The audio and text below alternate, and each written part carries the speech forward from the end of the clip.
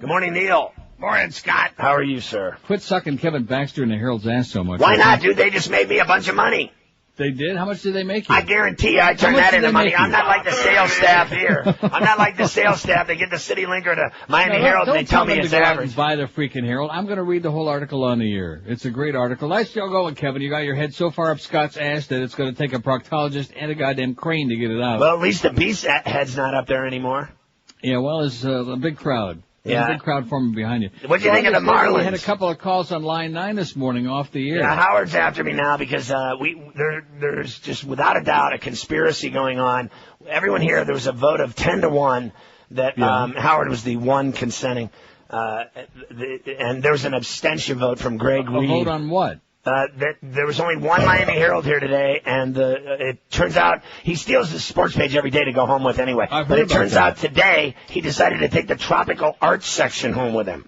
Absolutely. So we just felt that it was kind of a dick move. He's under a lot of stress, Mo. He was so pressured this morning that when he met George in the tea room, he whipped it out for George and his driver's license, too.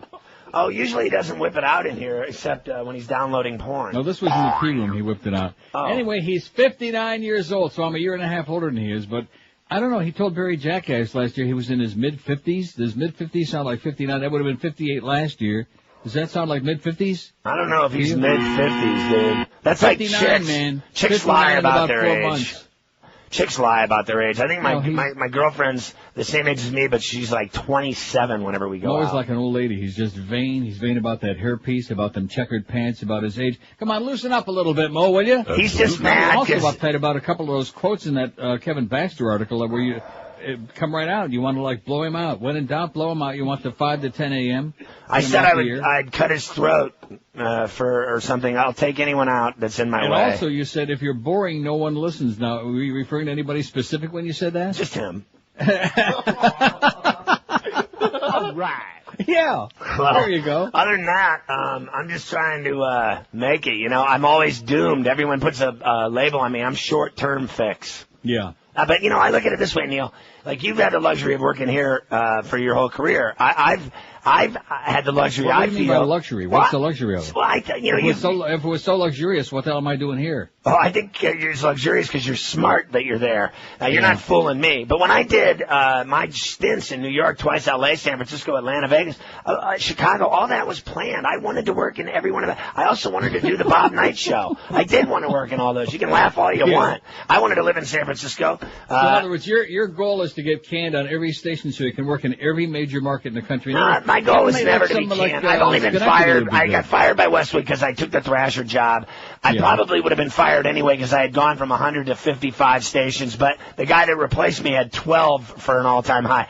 I was able to pull it off in syndication. I did it 4 times, but there's no radio jobs that end nice. You know that. There's not going to be any like long-term. I was at Westwood for 5 years. I was at FAN for 5 years. Shake hands with management at the end and they say thanks for a great job. There's none of that. In your new endeavors. There's none of that. They pull the plug. They do you. They usually F you. They'll send you on vacation and do you. Yeah. I got fired in New York because 2 guys had sex in a church and I wasn't even on the air. Or as in my case with Bud Paxton, they say, hey, by the way, don't bother coming back from vacation. We're going to pay you for the next 7 months for not coming back. That's right. That's what they'll do to Mo. You think? Just buy his ass out. I mean, you got to look at it this way. Buy his ass out? If you can have 4 hours of money making. We're going to pay him by the dingle. You just pay him off. Christ, these guys are, who are you kidding? I'm not going to play dumb like Beasley doesn't have money. Yeah, but you don't understand. First of all, they don't want to pay you even when you're working, so you can imagine how tough it is to get money if you're not working from them. And number 2, they just extended his contract under duress. Oh, yeah. Everybody's got their contract extended, including Scott, right, with his big salary over there. Now, what did it take them 10 weeks to get Do you have a contract? Do I? Yeah. Yeah. You do? Yeah. For how long? It's for a couple of years. That's it. And I have here's my contract. I'm allowed to do whatever I want.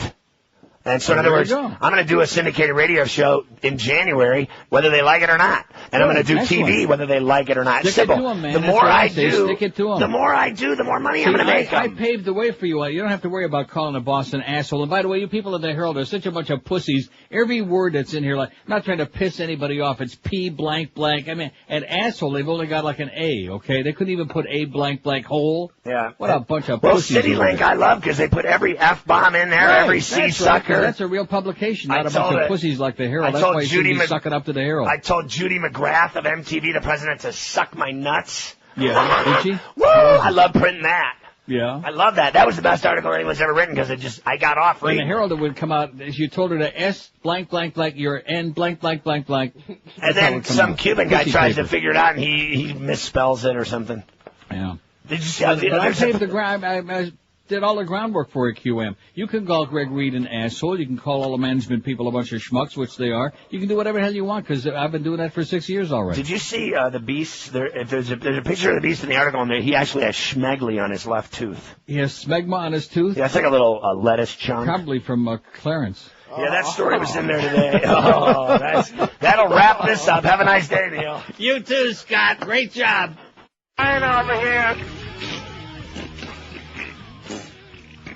She's a perfect natty who likes to flash her panty when she don't have those on. She's hanging like pastrami on rye and Coulter's rancid snatch. And Coulter's rancid snatch. Imagine what you can catch from Ann Coulter's snatch. Gonorrhea you scratches with a brush. She banged Geraldo and Bill Maher, but she'll never get Drudge. And Coulter's rancid snatch. And Coulter's rancid snatch. A swirling pool of crap. And Coulter's rancid snatch. Oozing pungent moisture, leaking out her cloister, walking with a dildo, firmly jammed inside of her butt, and Coulter's rancid snatch, and Coulter's rancid snatch, don't wanna know what it could hatch, and Coulter's snatch. 10:08 at 560 WQM. Happy Monday to you. So anyway, where the hell do we start today? I guess I should start with that message for Norma Kent. Hey, Norma, the answer is no.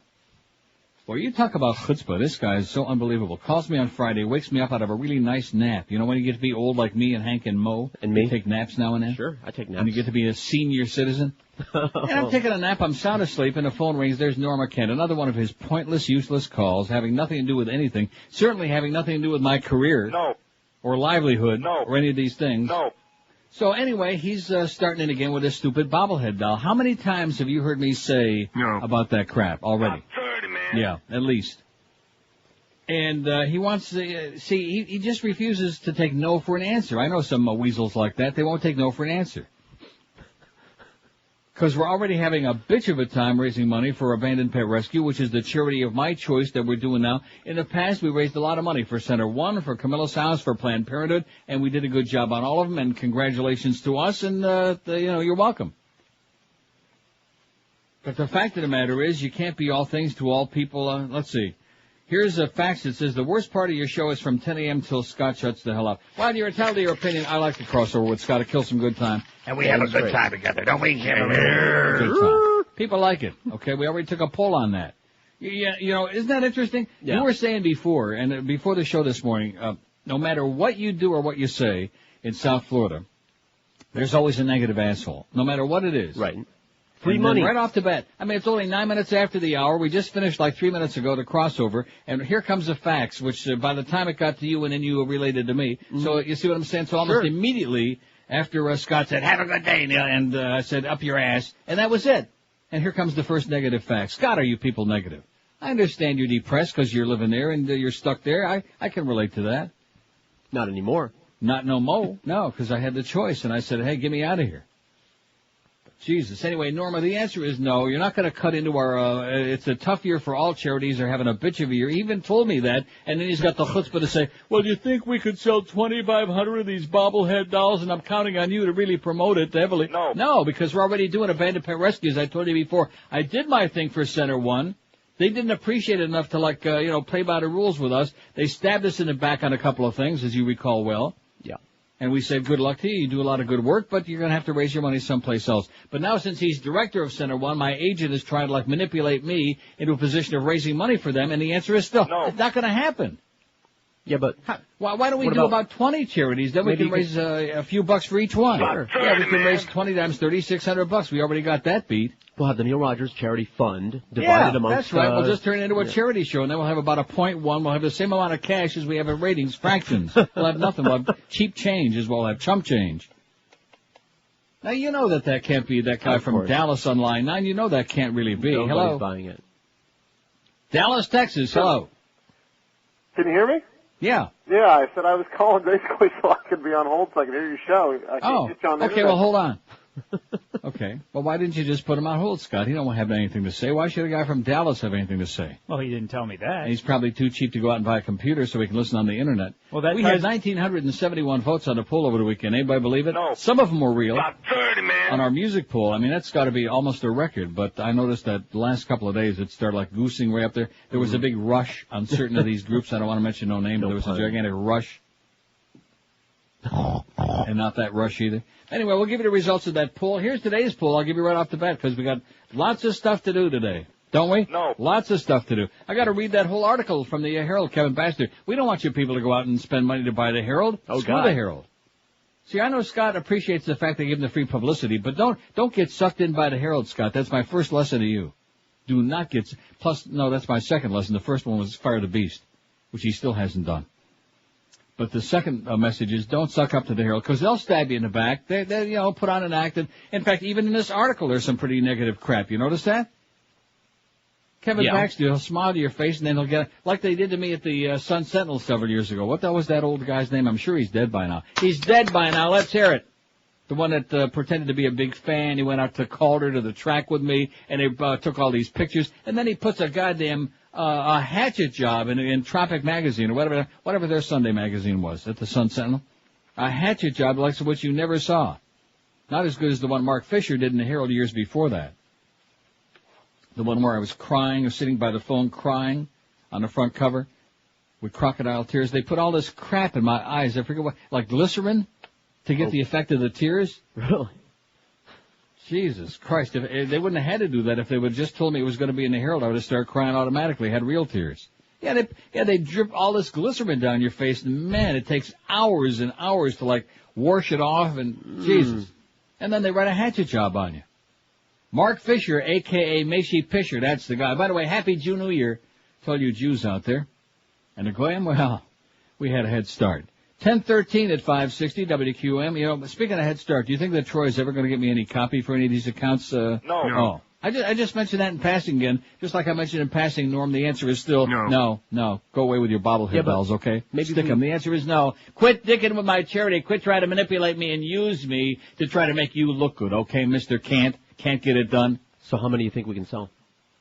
Bobblehead dolls? About 30, man. Let me tell you about Dry Concepts right now. I've been using them in my home, not for 30 years, but over 20 years. A hell of a long time, I'll guarantee you that. In fact, most of the other carpet cleaning companies in town have come and gone during that period of time. They're long gone.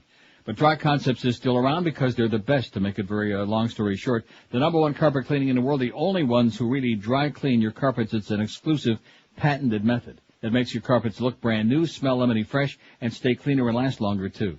Now Dry Concepts offers you a chance to save 15% on your next carpet cleaning. Just call them at their toll-free number, 1-800-248-5071. Ask them to put you on their standby list, and then Dry Concepts will call you next time they've got an opening in their schedule. Like when you fly standby, if you're available when they have an opening, they'll knock 15% off the regular price, which is already a bargain. And don't forget, at Dry Concepts, they give you a written guaranteed price before they start their stupendous job. Call Dry Concepts today. Ask them to put you on their standby list. They might even have an opening for you, and the day you call, they'll give you 15% off the price of your job. Whether it's your carpets, your drapery, your furniture, your upholstery, whatever you're having them clean, they do a job like nobody else in the universe, and no rip-offs. Call Dry Concepts toll-free, 1-800-248-5071, or check them out on the web at dryconcepts.com. We're Sports Radio 560 QAM. Oh, God.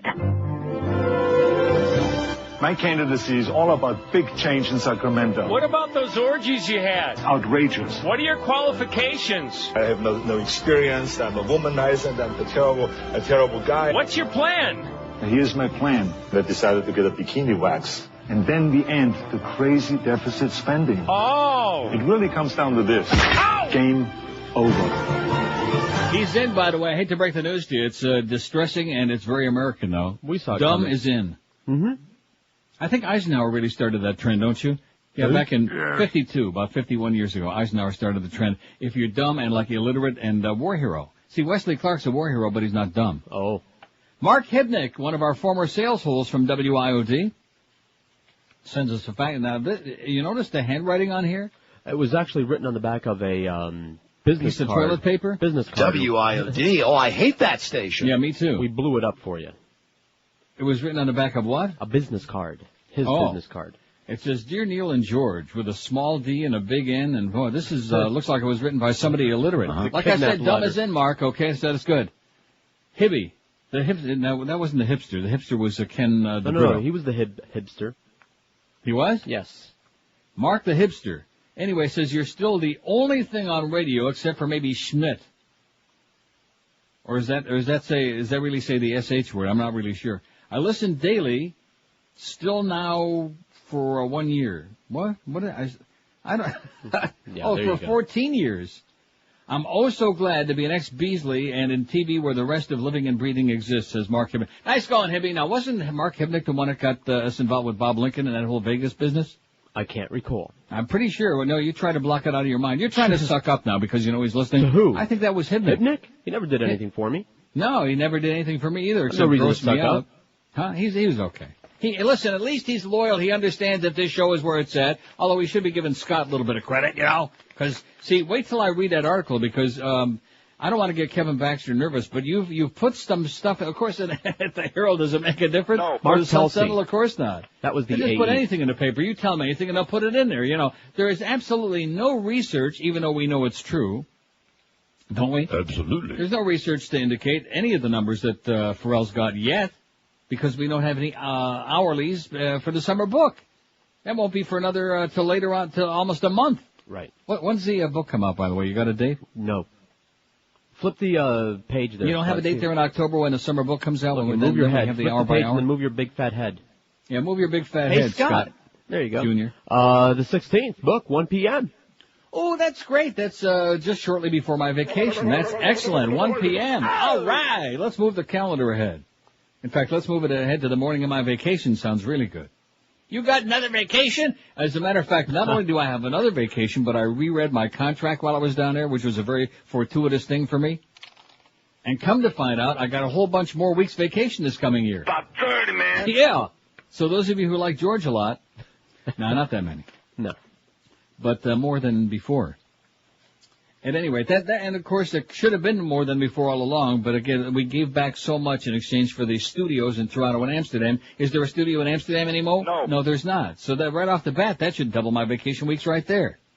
But Norma Kent is more worried about trying to manipulate and use me to raise money for his charity with his bobblehead dolls. The answer, Norma, is no. Absolutely, no. Positively, no. Beyond a shadow of a doubt, no. Up your ass, no. No chance, okay? Although in his case, when we say up your ass, believe me, well, there's plenty of precedent. Here's today's poll, which we'll get to eventually, then we'll give you the results from Friday. Which TV talking head you pray never to see again? And you can pray to like anybody you want. Oh, God. Which talking head you hope never to see again? All we started with was a pair. Now, you want to put Gloria Allred on there, too? Okay. I thought you said that. I did say that. Ann Coulter, Nancy Grace, and we'll put Gloria Allred. That's A-L-R-E-D. Let's get the spelling right today, okay, you and Eric? A-L-R-E-D. Nah, there's not no two L's and not two D's and all of these things. Is Gloria Allred? Parts of her. And whatever happened to her with her big lawsuit against Michael Jackson? She's one of these people that starts a lot of things and never finishes any. She's always sticking her nose in there, getting her finger in the pie, and then that's the end of it. Kind of like Rosie O'Donnell, always sticking her finger in the old pie. Here's the poll from Friday. You know, I'm like right on the edge, right on the cusp, but I think I got it beat. This is the good news for you. I didn't tell you this morning because you'd get nervous. Right on the edge of like a sore throat, you know how it starts with me? But I got it beat. Good. With my diet soda here, with my Diet Coke. I drink enough Diet Coke, I could be like an alcoholic, but I'm not. But they don't drink caffeine free like I do. Right? Don't they drink it for the caffeine? All the alkies, they drink gallons and gallons of Diet Coke? Really wouldn't know. I thought it was just to keep seriously, I'm talking about the people we used to work with at Paxson. I didn't Paxson notice. was loaded with alkies, man. Right. I think that was a requirement. You had to either be a born-again Christian or an alcoholic or both. I don't think the caffeine was the active ingredient. I think they just need to be drinking something constantly. Yeah, well, thank God they had Tommy Kramer there, who never got involved in drugs in the 60s and 70s like everybody else, and told us about it every day. And at the end, he would look at us and say, "Do you believe me? Do you believe me?" Whatever. What a burnout. He was another one of Buddy Bud's pals. Buddy Bud Paxson. Anyway, here's the poll from Friday. Other than the Beatles or the Rolling Stones, what's your all-time favorite rock group? Led Zeppelin. Now, didn't I predict this? Yes. Even though we put them on there late to give everybody else a little handicap. Led Zeppelin zoomed by everybody like they were standing still. 167. I know we have more votes on there right at the end, but this is updated enough. Aerosmith second, 120. Let's hear it for Stevie Tyler and those big lips, and Joe Perry, and all those other glam. Doors, 110. Rush, 107. Now, good Canadian band. Do we really believe that Rush had 107 votes legit? No. I don't know. Do you believe it? No. Pink Floyd, 97. REM, 92. Now, as much as I love REM, the fact of the matter is they started out with like almost nothing, and mysteriously wound up with 92 votes, which I'm pleased to see that, but do I believe the number? No. Yes, had 91. No, didn't have any, but yes, had 91. Eagles, 86. Van Halen, 81. The Who, 58. I'm going to read them all. That'll kill some good time. Moody Blues, 52. Metallica, 46. Well, I should read them all, because if you wanted somebody on here and you're not sitting at your computer right now, you probably want to know, wouldn't you? Sure. You too. 42. Me too. Bruce Springsteen and the E Street Band, 41, tied with Queen, 41. See, now right there, right off the bat, does that tell you what crappy taste a lot of people have? To compare Bruce Springsteen and the E Street Band with Queen would be like comparing Elvis Presley with that freaky fruitcake that was on American Idol. The faggot, what that was his name? Justin Guarini, right. Justin with a weenie.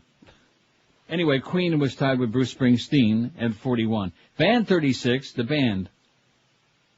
The Bee Gees and the Beach Boys and the Grateful Dead, Chicago and Simon Garfunkel, all side by each. All four of them had 31, all five of them.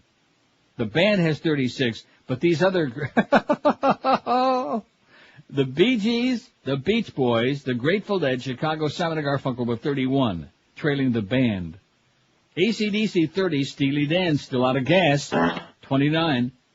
Alice in Chains, 28. Lynyrd Skynyrd, 25.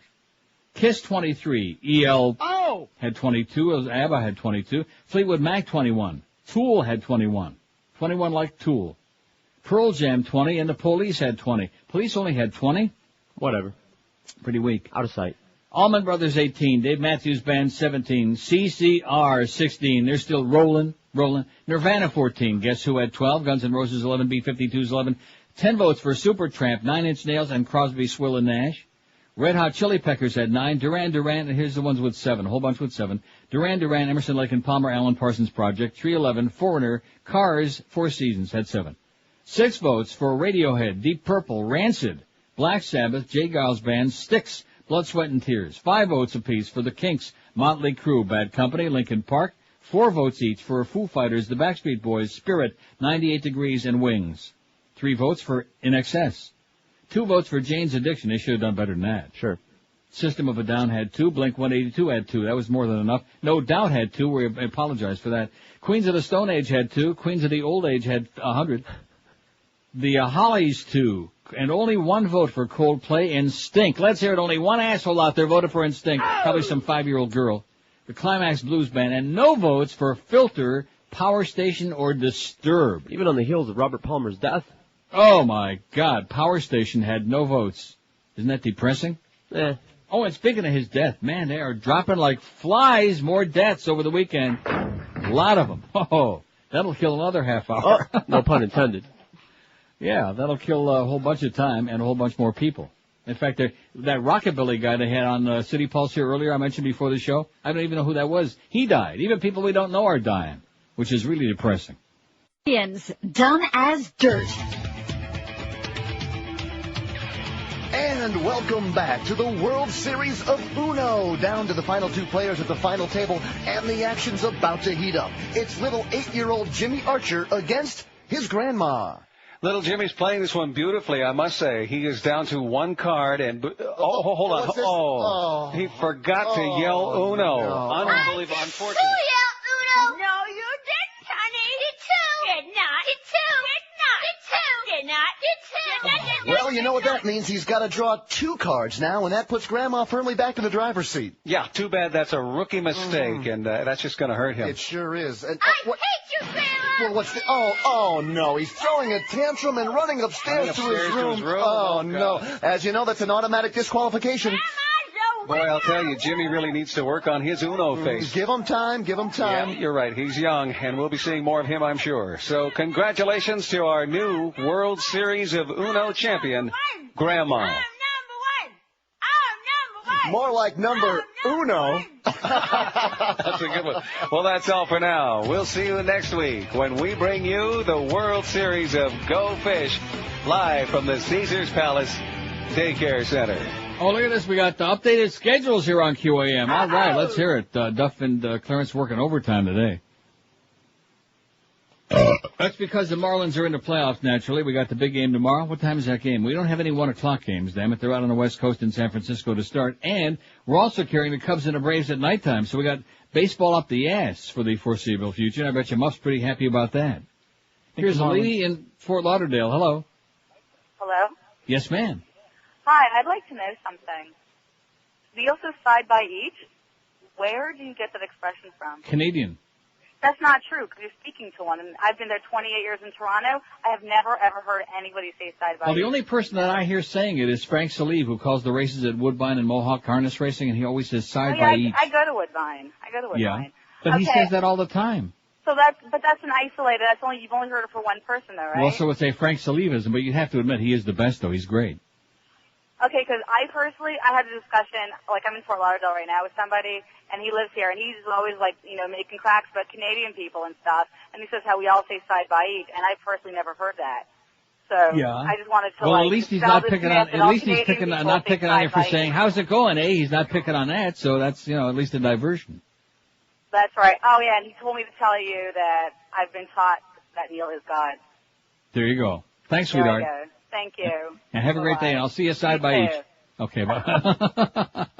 Oh, I just find it amusing, that's all. It's just kind of funny, you know what I mean? Right, crack me side up. by. Anybody can say side by side, Sure. but side by each. No, it's funny. And there's another affectation, too, which not only Frank Salive says it, but when for example, if the horse's name is What a Beauty, What a Beauty. They'll pronounce the A as A. What a Beauty.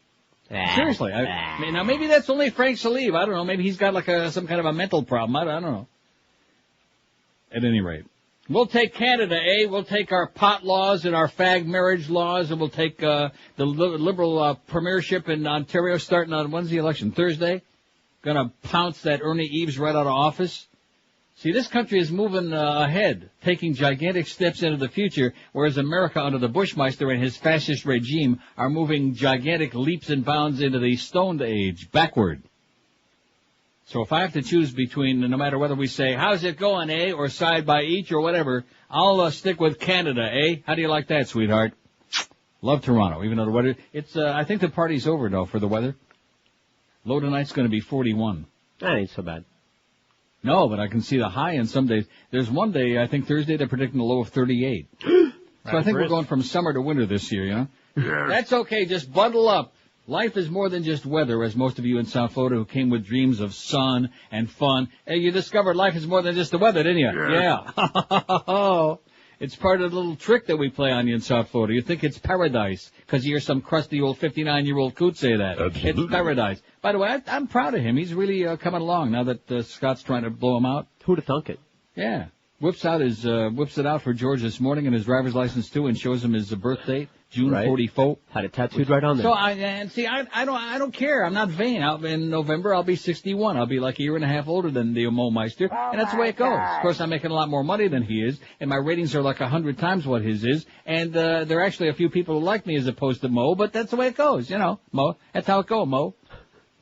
But I think we're starting to slowly but surely drag him into the real world now. I think he's finally reached the point in his aging career when he's tired of being detested and reviled by all. But I don't think so. Because if that were the case, he wouldn't have called off the air twice during Ferrall's show, bitching and bellyaching about all this other stuff. We just and made quit that stealing the goddamn Herald, Mo. A guy that's making $500,000 a year just from QA and plus your Dolphin money, you should be able to afford your own goddamn prescription, okay, you idiot?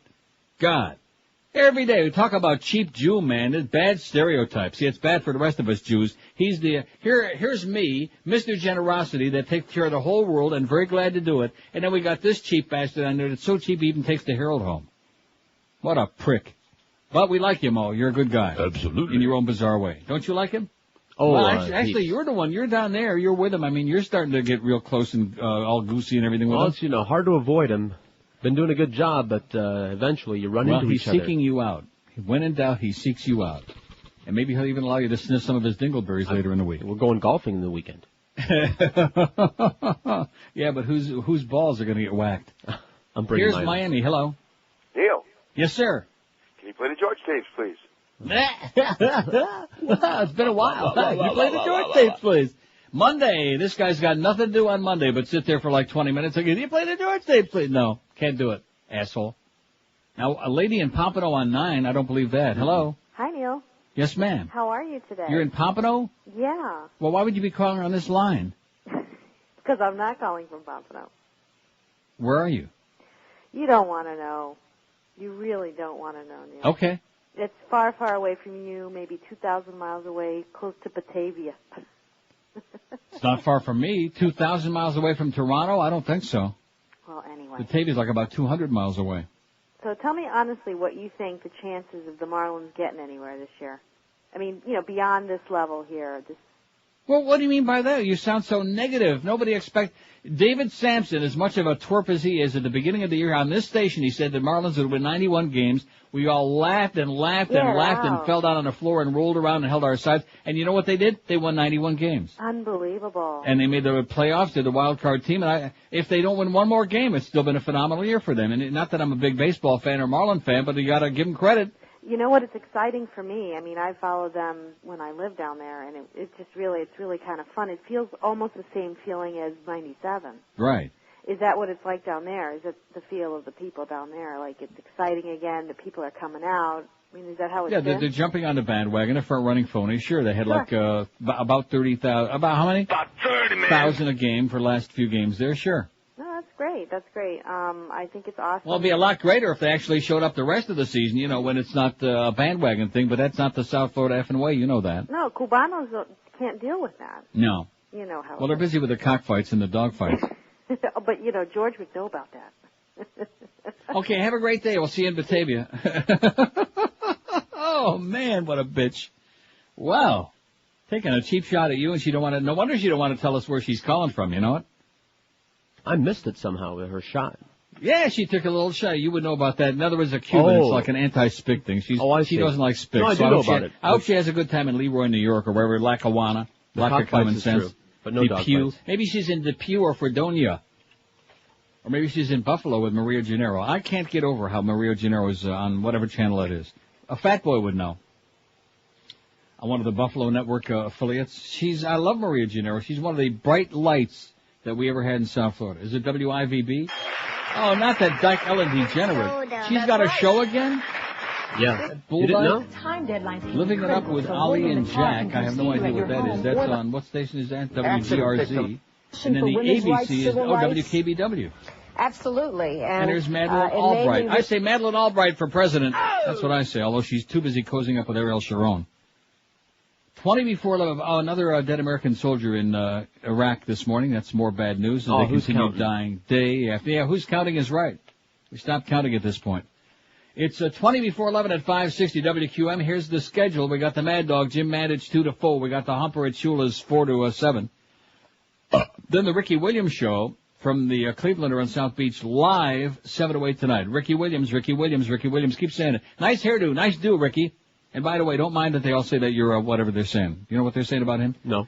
8 o'clock, Hurricane Hotline from Tony Romas. It's the old Hurricane Hotline with Joe Zagacki and Don Bailey Jr. Is the Beast on that show also or what? I hope not. Don't know. Eddie K 10-2 and Joe and Mark overnight. No baseball because the season's over, and tomorrow you got the Marlins and the Giants, and then we even got the Cubs and the Braves. How about those Cubs, huh? Yeah. How about the Cubs, Scott? How about them? Winning the division again for the first time since, what was it, 89, I think? 84. No, 84 sure? was the year they lost to San Diego in the playoffs. 89 was the year that I was a big Cubs fan and watched all the games on the satellite. Is that a fact? Yeah. No Toronto Blue Jay fan, huh? No, see, I'm not a phony. I don't all of a sudden pretend to be a fan of some team just out of nowhere. When I've been a Leafs fan, it's going to be a bad year for the Leafs, by the way. Oh, man, do they suck or what? Wow. They won't be as bad as the Panthers. Well, who the hell would be? We love the Panthers. See, now nobody would even talk about the Panthers because, the Marlins are in the World Series. Now in fact, you'll notice even the Dolphins are kind of taking a back seat. By the way, nice loss yesterday to the Redskins, Pats. The Patriots lost yesterday. And what kind of a call was that by Belichick on 4th and 3? They got a chance to kick the tying field goal. Vinatieri, so it's 55 yards. He can handle it, and they throw an incomplete pass. He's done it before. Yeah, he's done it. He always comes through in a clutch. No, let's make the first down. And, incomplete. Sorry. Tommy Brady, though, still look good. And I'll tell you who looked good, even though they got trounced by Purdue on Saturday, was Brady, what the hell's his name? Quinn. The mighty Quinn. Yeah. He ain't no Pat Quinn, but boy, what did he throw, 50-some passes? Something like that. And they got trounced again. Let's hear it. Notre Dame lost and their quarterback looks good. What more could you want? 18 before 11 at 560 WQM. By now you've been hearing about Laminates R Us and how laminated wood flooring from Laminates R Us is the easy, the intelligent, low-maintenance alternative to natural wood flooring, which is beautiful but so expensive. Laminates R Us is the best place to find laminated wood flooring from Peridor, Pergo, Wilsonard, Uniflor, and Quickstep. All the top names, all installed by Pergo-certified installers waiting for you at Laminates R Us. Here's another reason why I ought to be calling these folks. Their prices are so low, they'll probably put you on the flow. Right now you can get their September kickoff special for just $1,990. I don't have that sound effect, do I? Which one? The falling on the floor that you're always playing? It's in the DCS under body fall. Under what? Body fall. Well, I would sure know that. Yeah, the price will floor you. Right now, get their September kickoff special for just $1,995. Gets you up to 380 square feet of beautiful laminated wood flooring. Unbelievable. And Laminates R Us will match any legitimate written offer, too. You can't beat them with your shtick. For a free in-home estimate, call Laminates R Us toll-free at 1-877-777-3336. Nothing could be easier. They give you free carpet disposal, free furniture moving, a 25-year warranty, and years and eons of beautiful, easy care laminate wood flooring. Call them today, toll-free, and be sure and tell them that crusty ancient Neil, the second oldest coot on QAM, told you to call Laminates R Us, 1-877-777-3336. Live and local. We're Sports Radio 560 QAM. Bitch, you slut, you whore. Sometimes, if you have a problem, it helps to talk to people who have overcome the same problem. Hi, my name is Sally, and I'm still interested in J-Lo and Ben. That's why there's Bennifer Anonymous, a support group for those tormented souls crippled by their addiction to the celebrity couple the rest of the world has finally stopped caring about. Every day, I wake up wondering, are they broken up? Is the wedding on or off? What is the answer? Does anyone know the answer to Sally's question? Yeah, I do. It's who gives a crap? At Bennifer Anonymous, we know you're bombarded with temptation from media outlets hell-bent to fuel your unhealthy obsession. Today, I made a breakthrough. I learned that there's a war in Iraq and a prolonged economic slump. Very good, Sally. I'm not sure how these things will affect Jennifer and Ben. Intervention! Intervention, guys! Get over here! No matter the severity of your Bennifer addiction, Bennifer Anonymous can get you the help you so desperately need. All Bennifer Anonymous meetings are held in quiet, private locations with no one else around. In movie theaters that are still showing Geely. 1048. How many of those are left? About 30, man. At 560 WQM, here's a fact. This is on Thursday. You mentioned that you were considering something other than the best Neil to sell as a charitable fundraiser. How about a Mo Howard David pencil sharpener? I think this factory's got a great idea here. Stick a pencil up his ass to sharpen, and he says things like, I'm getting raped at it. I demand a written apology on my desk in the morning. Just a thought from a loyal listener. I think that's a great idea. The Mo Howard David pencil sharpening sphincter. Rectum. Don't you like it? Electric, of course. Oh, absolutely. Right out of my ass. Oh, We're bonding with Mo, but things are looking kind of grim for him the way that Ferrall's talking. And the way that Muff came in this morning kind of verified it for me that they would do anything but stand on their head. Now, he didn't say that. Now, see, I don't want to say that he said it because then he'll get a phone call and he'll get all bent out of shape with me. Well, you're saying these things on the air and ordinarily I don't mind, but, Mo's getting all upset. He would say Mo, by the way. Yeah. Here's a call from Hollywood. Hello. You miserable son of a bitch. Okay, but a little bit different today, though. A little bit different. Why are you so miserable? A little bit different today. He's mixing it up. Mix and match. Here's a call from Boca. Hello. Hey, good morning, Neil. Yes, sir. I was channel surfing last week, and I ran into Norma Kent's radio show in the afternoon, on Wednesday afternoon. In the afternoon? I thought he was on 8 to 9 in the morning. No, they were having a promotional thing, or something was going on, all day thing. How depressing. He had Stan Majors on, and he had a guy by the name of Jack or something, who used to follow you on some station. No. I never worked with anybody named Jack. Jack Cole? No. Some guy had the number 2 rated show after you on some station. That was Stan Major. Okay. Well, Norma Kent let Stan Major and this other guy kind of rip away at you for about 20 minutes. About what? Stealing George. Huh? Stealing George from what? George was working for somebody else and took him away. I was a part-timer, man. And then he was going on about how the other guy was a number 2 guy and he should have followed you and he should be making your money. And it just was weird because Norma just let him go on and on and on. Sounds like a bitter jealousy to me. Stan still hasn't paid me back the $2,000 that I loaned him about 100 years ago. Yeah, when his wife came crying on my doorstep about how their mortgage payment was due and they couldn't make the payment. And then, like a couple of weeks later, he comes to me and says, oh, well, I'm taking the whole family to Disney World. We've been under a lot of stress, Instead of paying me back the money, they went off to Disney World for a busman's holiday for a weekend. But that's okay, Stan. You just run around ripping me an ass. And, Norma, you can blow it out your ass. Thanks for the spy report. Yes. They never said any of the good things, but I think Norma let him go on and on just for some ratings, just to have someone to talk about. Ratings? He doesn't have any ratings. The show doesn't even show up in a rate. He's got a 0.0. Yeah, have a great day, pal. Quit having those accidents. He's another talk radio chronic. Of course. I mean, what do I care? This is part of the whole sin. And how many times have I told you off the air how much I despise that whole light bulb, this old, it's gone. It's dead. It's finished, man. The W snooze light bulb, it had its place. It had its day. I did well. Didn't make too much money in those days, but nevertheless. The maggots are off that thing. But, my God. The Joyce Kaufman, Norma Kent, the Mr. Ego, Alice Rantel, all of that stuff, it's done. It's finished. Finito. Nobody cares. And Stan Major's not even on that level. He's a level below that, whatever it is. Buys his way on the year, and I don't wish him any bad luck. I'm never going to get my money back, and that's okay. I don't need it. But to flaunt it in somebody's... Just like the time he called a house when I was going to go off on vacation to Europe one time, and says, I need to borrow your car. My car's in the shop. And leaves a message for John on my machine there that he needs to borrow one of my Corvettes for 3 or 4 days. Needless to say, he didn't get a return call. And there was the other time when I gave him, that's right, there was another situation where I loaned him some more money. I forget when the hell that was. And there was a call just before I was leaving on vacation that time, which you know me, I'm always leaving on vacation every couple of weeks. And, I need another small check before you leave.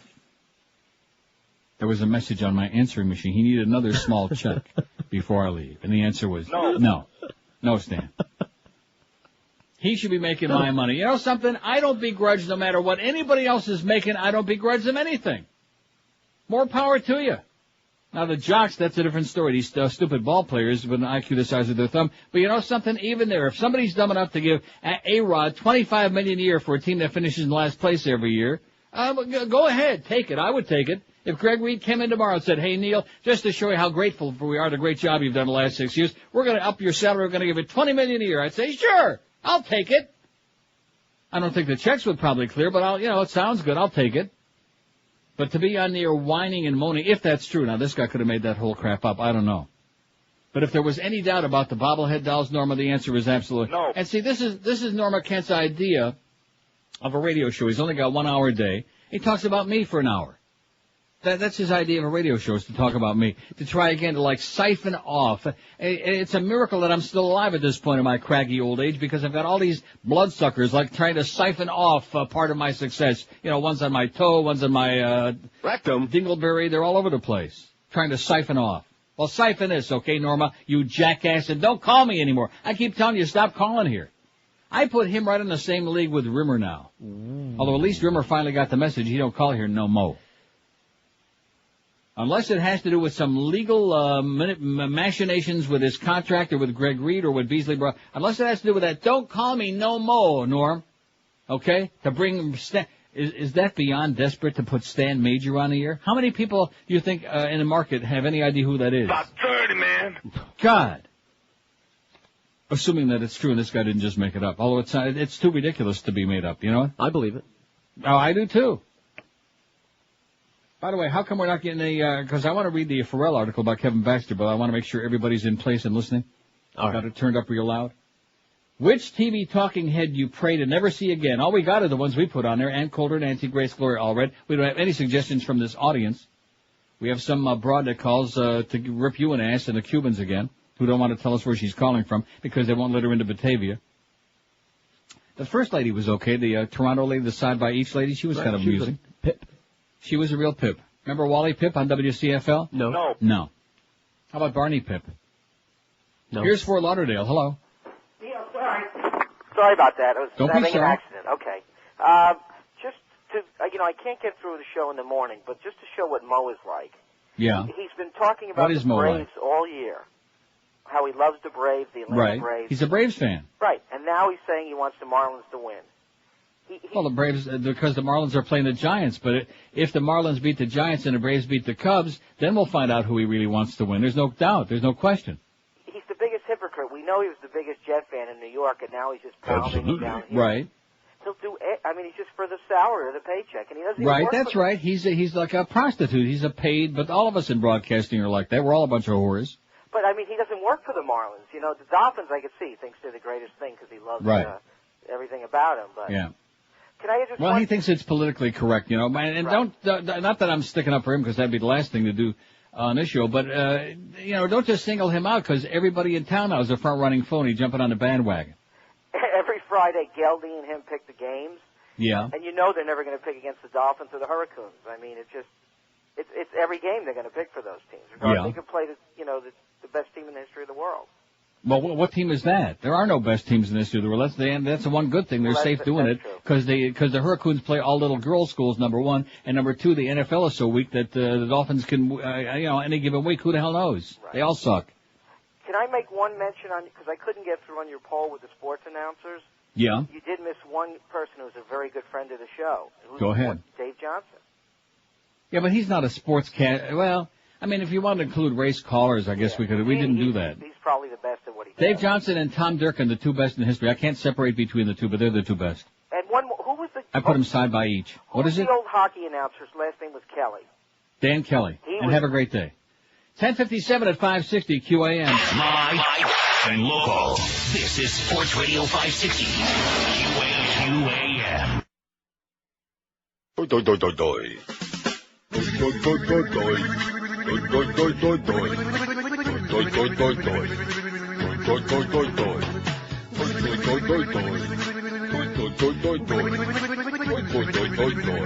Shut up, you big hog. Ginger Rogers takes a mouthful of the sausage in Jorge's pants. That pipe smoker and uncircumcised Cupid engage in a fakeler dance. I'm a cranky homophobe. Not that I mind it, but I'm way too old. I fantasize about being in bed in a tryst with Fiedler, my man friend. I'll kiss and make up with Ginger someday, and then ask him to rape my buns over and over again. Though I would not feel remorseful, and I would not be ashamed about a Ginger and Mo gay union, just boning and stroking away. boy, Gildy, you're not my type. No. You sound like a 9-year-old kid. Only a macho, manly kind. You don't notice. That makes me flip my wig. If Ginger was a lover of mine, I'd bury my bulbous veiny nose inside his pimply rear end. Rectum. No, I would not be a sport pole. No! If I was not a closeted fae. That's why a Ginger and Mo gay union would make me feel giddy and gay. Everybody follow my bouncing balls. Yeah, a Ginger and Mo gay union would make my sore old bony ass feel safe. If we had a Ginger and Mo gay union, then he wouldn't have to get me raped. All right. 11:02 at 560 WQM. Happy Monday to it. Go Marlins! Oh! Well, I don't really care. See, I'm not going to pretend. I don't really care if they win or lose. I just think it's exciting for South Florida that something good happened. That's all. I think it's exciting that Joe Angel is with a team that is just kicking ass. May get to the World Series for the second year in a row, the Giants. Like I said, almost get to the World Series for the second year in a row. Did the Giants make it to the World Series? No, Arizona made it to the World Series, right? And won. No. What am I thinking about, Scott? Arizona beat the Yankees 2 years ago. Oh, 2 years ago. Who did the Giants play last year? They lost to the California Angels. Angels. See, I skipped a year. That's right. The California Angels. California Angels in Anaheim. That's right. See, I skipped that year, although I do like the Angels. My problem is I like them back before when they had the big year and then they choked at the end, remember? And they had to play the playoff against Seattle and lost. Yeah. No, you don't. That's not that long ago. At any rate, go Giants. I mean, go Joe Angel. You'll notice on the promo you got all Joe Angel calls on there in that Marlins promo, which I think is pretty goddamn interesting since John Henry in the previous regime screwed him over big time. And then he went to San Francisco and the Giants are having a second consecutive Giant year. Nice going, Joe. There was a good guy. Got screwed over, like usually happens in South Florida. The Quislings, the Lemmings, the Stan Majors of this world. Oh, that's hysterical, man. That's just unbelievable. People playing radio. I should write a book. Forget about all the rest of my experiences. Already. I should write a book just about that part of it. People playing radio. People who really believe, oh, I'm on the radio. I'm a broadcaster. I've got everybody in town is out there listening now. Listen to me. Do you hear me? No. Anybody listening? How many are listening now? Got 30, man. Oh, come on, Norma. Will you cut the crap already? And by the way, the answer on the bobblehead dolls is absolutely no. Go away. Don't bother me. No, don't call here no more. And don't start infringing. Can you imagine my interfering with one little dog or cat or weasel or whatever it is might be that would get money from Abandoned Pet Rescue so that I can try to bail this loser out with his charity? And I'm not saying Center One doesn't do a lot of good work. We raised much money for them before they decided they were a bunch of jerks. But, enough is enough. It's kind of like, it's like assuming yourself in. Right. To somebody else's life. You know what I'm talking about? Sure. It's kind of like when Rimmer said to me, oh, you should have put my money and my losses in with your claim. And that thing with Rich Hirsch, all the money we both lost in the stock market. You should have put mine in with yours. Kind of like saying, oh, my money, your money is my money, you know? Aren't you married? No. Isn't he your wife? No, we had a very strong divorce. We had a real big separation, believe me. Who wears the pants? In this family? Boy. Put my money in with yours, my ass. And by the way, that whole thing, yeah, put your money in my ass. I'll save it. I'll wash it off. But the bottom line with that whole thing about recovering the money you lost in the stock market, if I would have, see, there's all these hotshot lawyers come along and, oh, we're gonna, get you your money back, and if you were screwed with all the tech stocks, and then you come to find out the thing is, so you wait for months and months, and I just got a whole bunch of communication here. There's such a song and a dance. It's not even worth it, even for all that money that I lost. It's not even worth the aggravation. Because they never tell you that in the beginning, that you're going to have to, go through all of this arduous, it's craziness. It's insanity. So they just wear you down, Well, you've got to send 14 copies, and respond to these 8,500 questions here, and, screw it. Thanks a lot, Rimmer. By the way, I hope you and Mitch Hirsch have a nice life together. So anyway, here's the article. Do I have time to read it here in this segment or not? Yes, you do. Do I? Yeah. Okay. Trust me. Kevin Baxter writes in the Miami Herald today. about our close personal friend, Scott Ferrall. A real suck piece. And well-deserved. The savior of QAM. Radio host is loud, proud, and leading WQM's morning charge in the ratings race. Now, he ain't no Stan Major. I know that. Kevin Baxter writes, and boy, what a suck piece it is. Although he puts a little negativity in there to make it look balanced. The first thing you notice is the voice. It's a gravelly rasp about as soothing as fingernails scraping across a blackboard. And that's just the way Scott Ferrall likes it. While some sports radio shows work just fine as background noise. Absolutely. Their cookie-cutter hosts offering cookie-cutter views in dulcet tones as sweet as honey. Absolutely. Ferrall's daily diatribe on WQAM 560 AM is a white-knuckle rush through morning drive time about as comforting as a Randy Johnson fastball under the chin. See, he's got to get that in there with a baseball thing, because Kevin Baxter now he's the radio guy, the sports guy, the baseball guy. Randy Johnson plays a mean chin ball or something like that. I'm not trying to pee blank anybody off, says Ferrall. See, they won't put the word piss in there in the Herald. I'm not trying to piss anybody off. I'm trying to get under their skin, Ferrall says, who manages to do both. My show is never boring. If you're boring, no one listens. Absolutely. If you're not boring, people listen. I'm listening. Well, I must not be boring then, right? Yes. Oh, look at this. 26,530 for Abandoned Pet Rescue. We're creeping along. We'll get to about 30, man. One of these days soon. We'll get It's a tough year for charities, man. I take it personal, but I'm finding out that it's a tough year for charities. No. So if anybody tries to infringe on my ability to raise money for Abandoned Pet Rescue, I take it personally, and I take it with great revulsion and et cetera. And people do listen to Ferrall, Kevin writes, whether he's promising not to have sex with Jennifer Capriati, talking about thunder sticks in his underwear, or laughing uncontrollably for several minutes over the sound of a toilet flushing. People are listening. National Public Radio, it's not. It's more like a frat party gone wildly awry, or a segment of MTV's Spring Break the censors must have missed. But then Ferrall doesn't really care about the wine and brie demographic. He's chasing the beer and bratwurst crowd, and for the most part, he's capturing them. Since debuting, and now see here, this next paragraph, as much as I believe it, I'm positive of it, this is based only on wild speculation and whatever he was told either by Duff or by Ferrall or both. A responsible newspaper would not put this in there, but nevertheless, we're glad he did. Since debuting in the 8 to 10 a.m. slot on WQM in May, Ferrall has nearly doubled the station's morning ratings among males 18 and older, despite the fact that he shares the 4-hour morning block Arbitron measures with Howard David. Oh, what a shot that is! Absolutely. Woo! The first time I read it, I didn't realize what a shot that was. He's doubled despite the fact that he shares, in other words, like saying he's got this gigantic handicap, this albatross around his neck. In spite of it. A breakout on the Ferrall-only summer audience won't be available till late October. That's right, so we don't have any idea what the hour by hour is. Maybe Mo has got the big numbers in it. No. The initial response has been better than we had hoped, says WQM Operations Director Duff Lindsay. It's just starting. This station is on a major upswing. That's what the Muffmeister says. Absolutely correct, We're swinging it.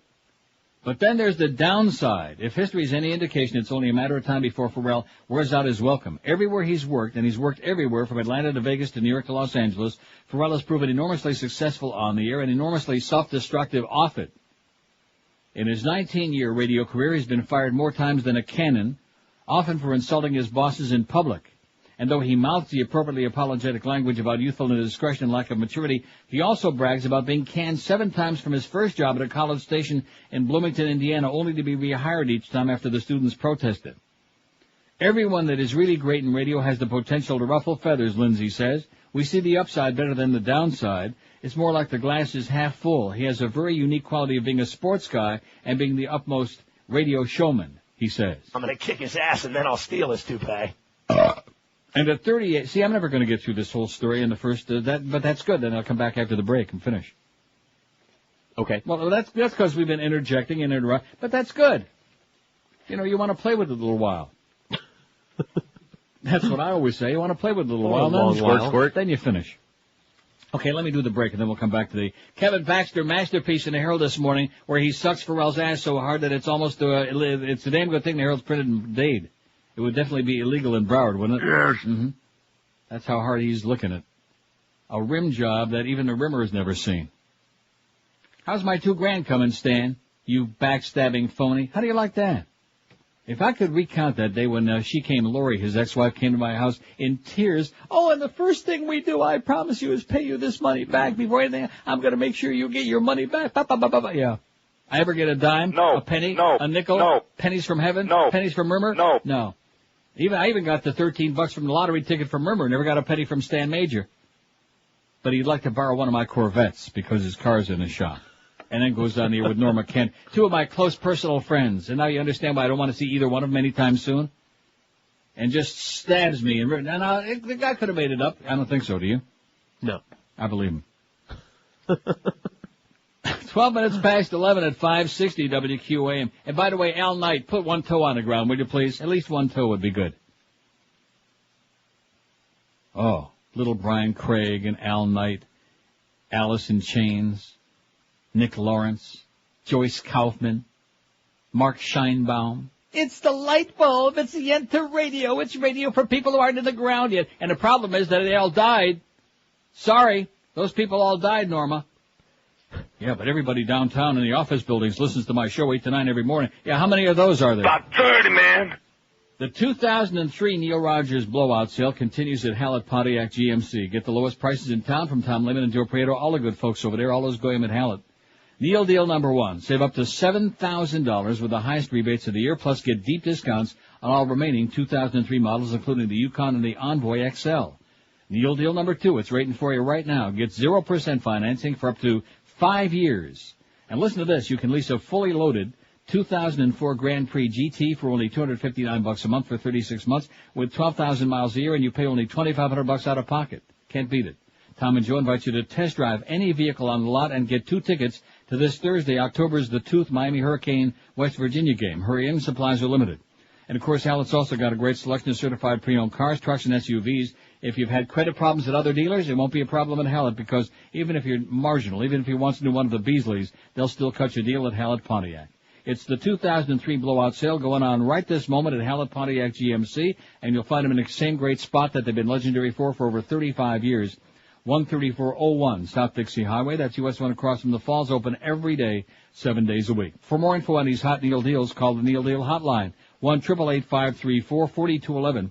That's 1-888-534-4211. Don't forget, all Neil deals subject to credit approval. See the folks at Hallett for details. That's Hallett Pontiac GMC, who proudly say we are professional grade. Live and local. This is Sports Radio 560. QAM.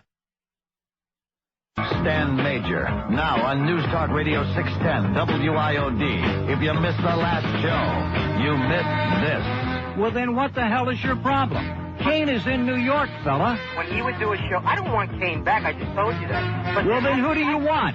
Who do you want? You want Alan Burke? No, of course not. I think you want Joey Reynolds? No, of course not. Then what the hell do you want on the air? Silence? I mean, is that all we have to choose What do you... Give me a name. But is that all we Who do you want? Is that all we have What to choose kind of content do you want during 2 to 6? Hear the next Stan Major show this afternoon at 2 on News Talk Radio 610 WIOD. 11:17 at 560 WQAM. He was something, wasn't he? I can't say that word on the air. Anyway, and 38 divorced him with a girlfriend. This, by the way, is the continuation of the column by Kevin Baxter in the Herald this morning. I'm trying to save you the 50 cent. How much does it cost for the Herald these days? 50 cent? A quarter? No. Quarter? I wouldn't know. It'll save you a few cents. And at 38, divorced him with a girlfriend. Ferrall promises he is mellowed. Before being rescued by WQM, he had spent 9 months off the air following his dismissal from WNEW in New York, where he was cast aside in the wake of the infamous Opie and Anthony scandal, which the DJs broadcast a play-by-play of 2 listeners having sex at St. Patrick's Cathedral. All right. My reputation is overblown. I control myself, Ferrall apologizes. I'm not this despicable human being that does these horrible things. I've called bosses idiots and... See, again, even the grammar in his article is crap. It's supposed to say an asshole and whatever else when they're wrong, but it says and asshole. But it doesn't say asshole, it just says a blank, blank, blank, blank, blank, blank, blank, you know, like that. What kind of a bunch of pussies are over there running this new improved Herald? Yeah, like the guy named Jerry Springer show on paper. Christ. And whatever else when they're wrong I've called him, he says. But if you're a reasonable human being and you have reasonably bright ideas, I can be the best friend an employer ever had. When the bravado fades, however, he concedes, my own worst enemy was myself. When I got mad or something, I'd go off. I can get in trouble in 30 seconds. How many? About 30, man. And that's when the trouble always began, says Kevin. There's a fine line separating the confidence necessary for radio success and the arrogance certain to get you fired, and it's a line he's repeatedly crossed. At his height in the 1990s, Ferrall had a gig on MTV, was being heard on more than 100 stations nationally, and was making nearly $1 million a year with a syndicated radio show, Ferrall on the Bench. By the way, Scott, Stan Major would like to borrow your car for the weekend and also some cash. He had rock stars for friends and was so well known, a highway patrolman who pulled him over for speeding let him go after recognizing his trademark grasp. But he lost that job hours after signing on to do play-by-play for hockey's Atlanta Thrashers, an opportunity he once called his dream job. The dream quickly became a nightmare, however, when Ferrall proved unable to limit himself to just calling the game, frequently rushing off on tangents that had nothing to do with hockey. Even his former broadcast partner says he was out of control, and at the end of the season he was out of a job as well. Out of control, Scott. He eventually resurfaced in New York, where he says he's so frightened management he worked without a contract. 9 months later, the station embarrassed... See, that's a bad move, Ferrall. Don't ever work without a contract in this business unless you're crazy. 9 months later, the station, embarrassed by the Opie and Anthony disaster, dumped the talk format completely, and Ferrall was swept out the door, eventually coming to rest in Boca, where he railed against the radio gods... Oh, God. ...and waited for the phone to ring. Tom Taylor, the radio trade journal M Street Daily News maven, says Ferrall has struggled because he hasn't found a station in a market that appreciates his offbeat style, but he may have found that with WQAM in Miami. He certainly possesses talent. He's been like a ball player who's bounced among several teams looking for the right fit, Taylor said. He had a syndicated gig at Westwood One and then later a morning job at WNEW in New York, and they just don't hand those out like giveaways at the ballpark. Still, it was Ferrall who contacted the station, emailing WQM program director Josh Clarence Darrow last spring and promising him if he put him on the air, he'd triple the station's ratings before the Florida Panthers won 10 hockey games. He has 2 Panther victories to go to make good on that promise. Whatever that means. Do you understand what that means? Well, sure. The son of a concert pianist and former TV anchorman who worked in public relations for U.S. Steel, Ferrall, who says he was conceived on a snowy night on a bottle of scotch, grew up in suburban Pittsburgh worshiping Howard Cosell and driving his Pee Wee football teammates nuts by doing a running play-by-play of their games while he was playing them. I love doing this more than anyone I've ever met, said Ferrall, who describes himself as a surf bum. I live to do it. There's no two ways around this. If I had my way, I'd do it 8 days a week. He lives to do the talk show. Do you believe that? No. No. Do you know anybody who lives to do a talk show? No. Or lives to do their work? No. Norm Kent. Bob Barker. Who? Norm Kent. Oh, Norm Kent, that's right. And when I don't do it, dude, I'm a mess. There's nothing that gets me more off than this, he said. Everything gets him off. Squirt, squirt. Which is why 2 hours a day isn't enough. Ferrall was negotiating a syndicated political talk show deal with Colorado-based... see, I'm reading this too fast. See, this is the important... Here comes the crux. Here comes the meat on the bone. Which is why 2 hours a day isn't enough, writes Kevin Baxter. You got that? Got it. Ferrall was negotiating a syndicated political talk show deal with Colorado-based Jones Media before he took the job with WQAM, and he still craves the national platform and audience that syndication would provide.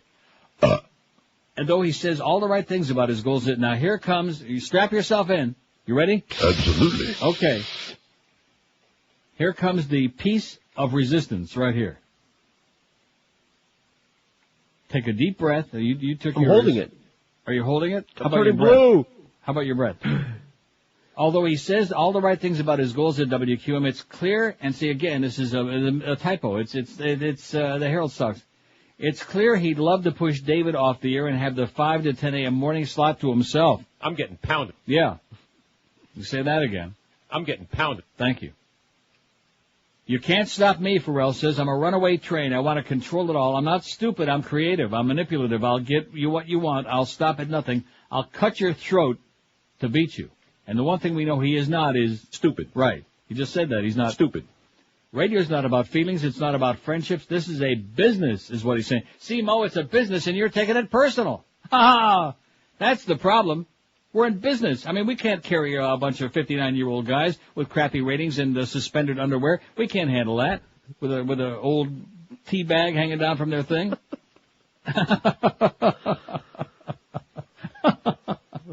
Well, it is an old tea bag. Even the Lipton people will recognize it. Radio is not about feelings, Scott says. It's not about friendship. This is a business. For its part, the station says it hasn't ruled anything out yet. Here comes another. So you have to read between the lines. Because you know our people, when they're talking to the media, Get off this instant. always like mum is the word, you know, so they just would kind of leave it wide open. Like when Greg was, although Greg hasn't talked yet to his buddy Barry Jackass about extending Mo's contract under duress because he changed his time slot in violation of his contract, and so they coerced him into extending the contract and made all sorts of demands and threats, etc., and so on. So it is widely rumored around the building. So it is widely rumored. For its part, the station says it hasn't ruled anything out yet. It's fair to say we'd like to see him succeed at what he's doing, Lindsay says. We'd like to see the numbers come through. Radio's an evolution, so where the station goes down the line is all speculation, says our operations manager, Duff Lindsay, which is like code for if we could blow Mo out of here tomorrow, he'd be long gone. Blow Mo. If we could blow Mo, he'd enjoy it. Absolutely. Thank you very much. I appreciate that. No problem. I think that he has a definite role to play, Duff says. If he succeeds, meaning Ferrall, we're going to be delighted. But to speculate on where it goes in the future is anyone's call at this point. There it is. There's the article by Kevin Baxter. Nice reading, by the way, Neil. Excellent. Oh! A couple of typos in there by the Herald people, a couple of bad grammatical errors, an embarrassment, and also that one paragraph about the 8 to 10 a.m. slot, him doubling the numbers in men. Well, you know, we all believe that except for Mo. But there's absolutely no evidence to verify that, at least not till the 16th of October.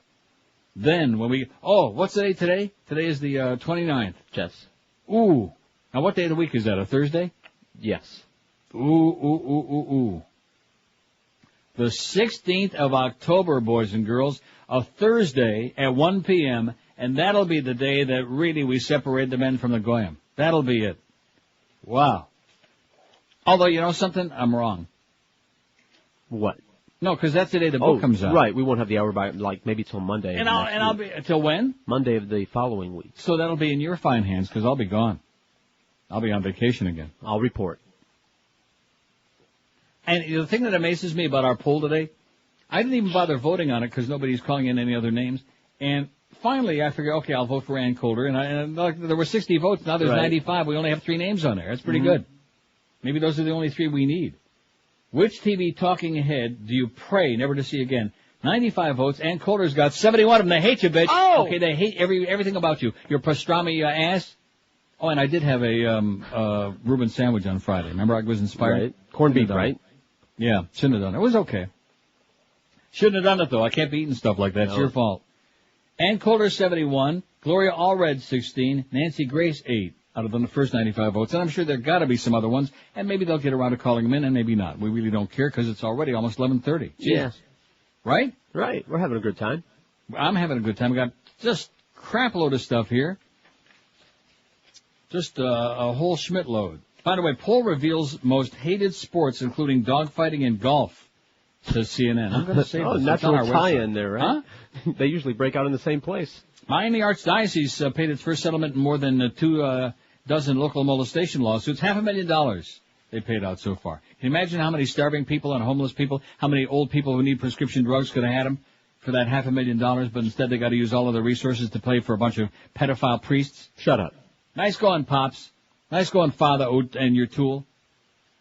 27 past 11 at QM. If you're one of those people out there, one of us fat people, boy, it's a body. In fact, it's hard to walk. It's hard to get out of bed in the morning. When you're fat, you're not in good shape. Let's face it. You're short of breath.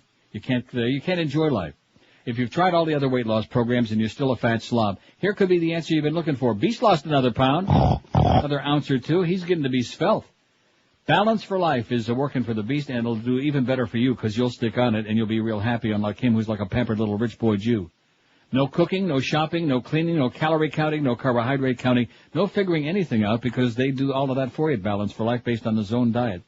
And they deliver your food right to your door. The only thing you have to ponder, it'll take you only a couple of minutes, is fill out your menu once a week. Balance for Life is the only company in the universe that lets you choose between 2 alternatives for each meal every day that you're on a program.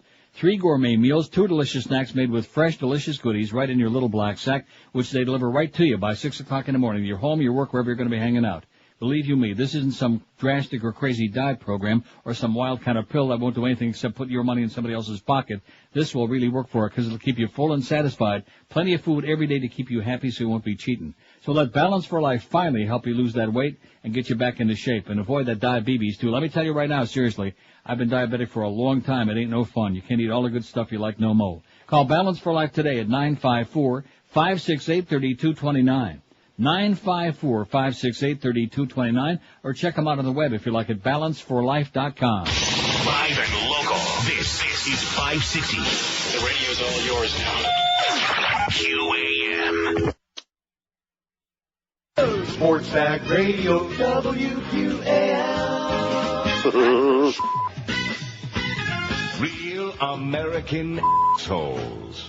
We salute you, Mr. House Arrest Guy. Mr. House Arrest Guy. After 3 DWI convictions, the judge had no choice but to throw the book at you. But you don't care. The correctional facility is just too damn crowded for the likes of you. Don't get the orange jumpsuit. Taxpayers are grateful that they aren't wasting their money feeding you. Now, their hard-earned cash can go to something more important, like the crack whore with 8 kids 2 trailers down from you. Spreading up for food stamps. True. The electronic monitoring device on your leg is impossible to break off. But that won't stop you from sprinting to the liquor store for a bottle of Thunderbird and a carton of Luckies. If there's a fence, you'll jump it. If there's a bike, you'll steal it. Just as long as you get back to the double wide when that damn thing starts to beep. Ow! So we salute you, Mr. House Arrest Guy, your ankle bracelet, your parole officer, and your mullet. You are a real American asshole. 11:32. Look at that. Ann Coulter's running away. Out of the first 117 votes, which TV talking head do you pray never to see again? Ann Coulter, 90. Gloria Allred, 17. Nancy Grace, only 10. And those are the only names we got so far, and we came up with those. Right. So what does that tell you? It tells you the audience is not into it. That's okay. We don't mind. I can handle it. Anyway, Clarence sends this to me now. It says there will be Marlin game-watching parties. Oh, I see. This is from Bill Herman at the Don Shula Hotel. It's a copy. Rather than sending me a memo, you know what I mean? Like we usually do, like some, because that would have taken like about 30 seconds. Yeah, a little effort. About 30, man. This is so easy. He sends me, he copies me this email that he's got from the guy over at the Don Shula Hotel, which we love, of course, since they spend a lot of money with us, about the Marlin game-watching parties. Josh, as per our conversation, can you please have the on-the-air personalities promote the following? Well, we'd be delighted to, Bill. I wonder if that's Billy Herman, the harness racing driver. No. Oh, he's dead? Did he die? I don't think so. Everyone else is. Oh, and don't let me forget about that. Here it's 11:30 already, and I haven't even mentioned they're dying like flies. Man, oh man. Over the weekend, Ilya. I always say Ilya, but it's Ilya Kazan. I'm sorry. Wait a minute. Donald O'Connor, which this audience don't know Donald O'Connor from Carol O'Connor. Who? And who's the other one? Althea Gibson, the great dark-complected tennis star. Right. And was there somebody else?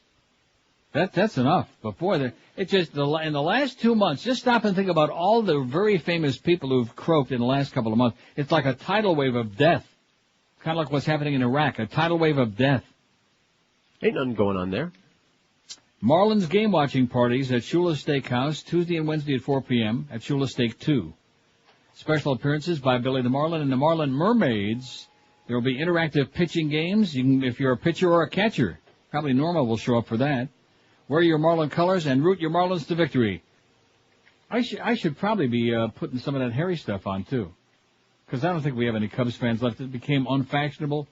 And, of course, when Harry died, that's when I didn't care anymore. You didn't Harry? Cubs win! Cubs win! Cubs win! See, there's like the real Harry there, and then the... I'm a Cub fan. Make-believe Harry. I'm a Bud man, and I trust you are, too. Did you meet that guy? Because I met him. Disney introduced me to that guy in Chicago. Sitting right there in the Murphy's bleacher with him. No, I don't mean the real Harry Carey. No, I mean the fake one, yeah. The fake one came in? Sure, I was there. That was my one trip. That was my 23 hours in Chicago trip. This one's for Neil Rogers. Yeah. That really frosts my ass a little bit. Cubs win!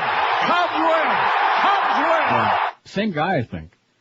He just took the glasses off and he became that other guy. So anyway, there's the Marlin. I'll plug that a few times for our good friend Bill over there at Shula's Steak 2. No problem. Let's see. Please don't chastise me too badly if my nomination doesn't fit your criteria. I know he isn't a news media hound, but was there Ari Fleischer? Does that fit our thing? No, because he was a government spokesman. See, government spokesmen are not like talking heads. Now, if he was making all the rounds again now, post-departure, then we'd say, yeah, we're sick and tired of seeing his ass and his bald spot. Do we see him anymore? No. Probably too embarrassed. Let's see. John at Miami Airport, what is a talking head? Oh, see, even when our polls are simple, they don't get it. Now that's a little bit complicated. A talking head is somebody who's like a guest on the TV, like on the CNN and MSNBC and Fox and CNN and all those other, and Face the Nation and Face the Wall and Grab It and Eat the Press. Oh. By the way, here Wesley Clark was great on Meet the Press. If you saw Meet the Press with Wesley Clark, then you'd know. Then I would know. And Tim Russer with that Irish red, that ruddy complexion. I wonder if he's related to Mr. Ruddy, to Ed Ruddy from a network, you think? No. What is a talking head? So there's your answer, John. It's somebody who's like a chronic guest who's on all the time, either plugging their book or whatever, you know, but is always on there. I thought it was like David Byrne and Tina Weymouth. 121 votes, and Coulter's got 76%, 92, and they don't want to see you no more. They hate your ass, okay? And the rest of you, too, they're not too crazy about. They're disgusted and nauseated. Go Marlins! Oh! Let's all jump on the bandwagon. Oh! We love the Marlins. Huh? Come on, let's watch how South Florida once again shows its true phony colors. Got to be the most phony baloney sports town. Atlanta's right in there, too. They don't support the Braves. They're spoiled. They win the damn division every year, so they're spoiled. And they have thousands of empty seats, even at the playoff games. What do you think? Are they going to sell off the playoff game, Scott? What's that? Am I going a little bit too fast for you, Scott? Sure. Anybody doesn't understand. Scott Jr. is Scott Ferrall's illegitimate son by a private relationship. Ugh. Do you think that they're going to sell out the playoff games against the Giants at PP Stadium right down the road there? No. Really? Yep. Scott Jr. predicts the Marlins will not be selling out those games. If that's the case, I'm taking me a vacation in October. I'm telling you that right now. I'm going to take some time off. If they do sell them out, I'm still taking it. I can't believe, regardless. I cannot believe that the book is coming out October 16. Look on the calendar, George. Lift up that page back there so George can see the calendar in October. Okay. You see that? Yeah, and? It's part of my psychic powers again. I never looked up to see what day the numbers are coming out. No, you didn't. But I'll be there because South Florida depends on old Neil, on crusty old ancient Neil. See, the good news is I got the humper around. As long as Hank's around, he's a few months older than I am, which he never talks about his age, but we do because and I don't think he really cares, do you? I think if we talked about Hank's weight, huh? No, only women care about their age and weight. Yeah, only vain, silly old women care about their age and lie about it. A real man doesn't lie about his age and tell people in the media that he's in his mid-50s when it turns out he's pushing 60, and in June of this past year was 59, almost as much of an old fart as me. And like I said, Hank's a few months older than me.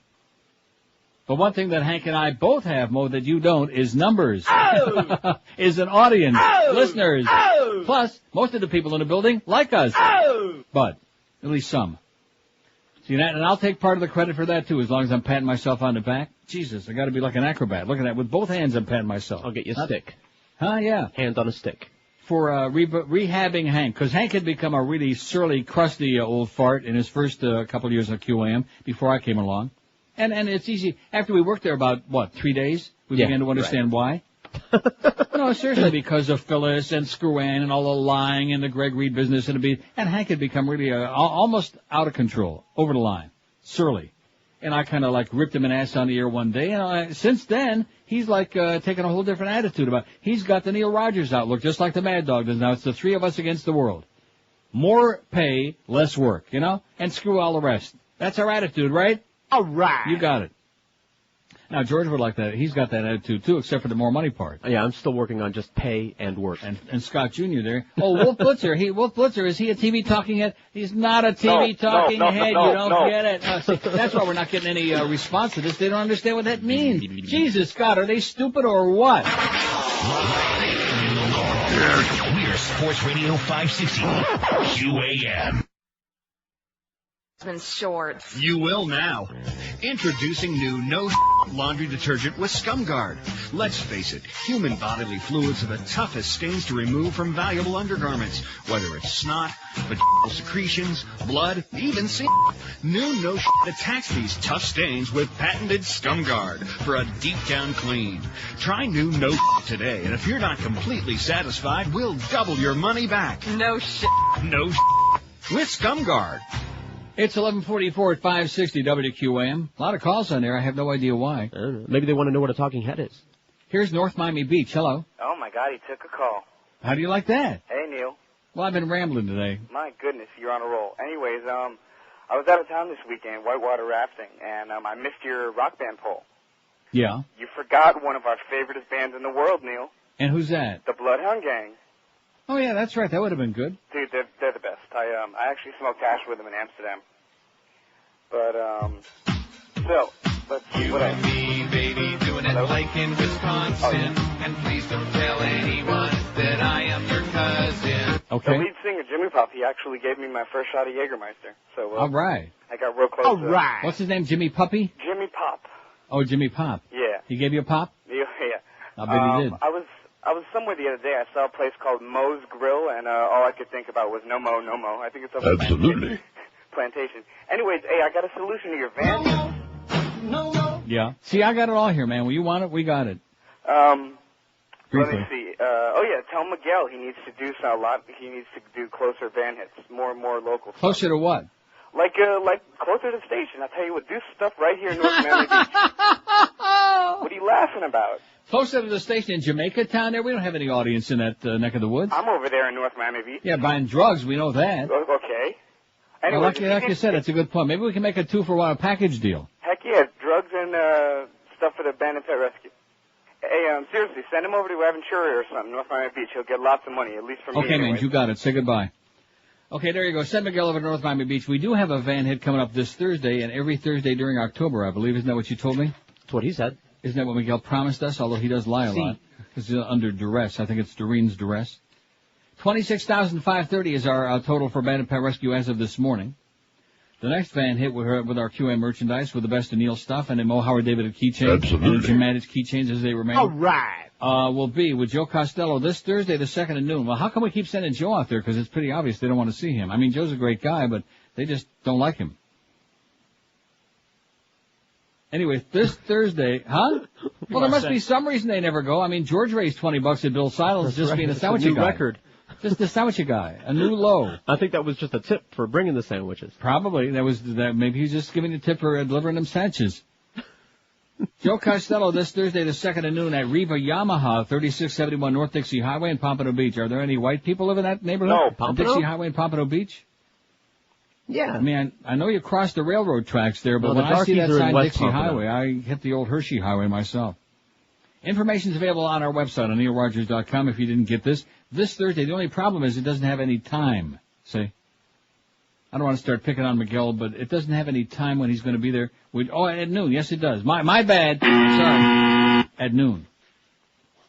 And I'm assuming he'll be there as long as people keep showing up with some cash. It's a tough year to try to raise money for charity, boys and girls, so please help us out. You're helping out Abandoned Pet Rescue. It's a great charity. And helping out them little dogs and cats and weasels and stuff. So when do those bobbleheads come out?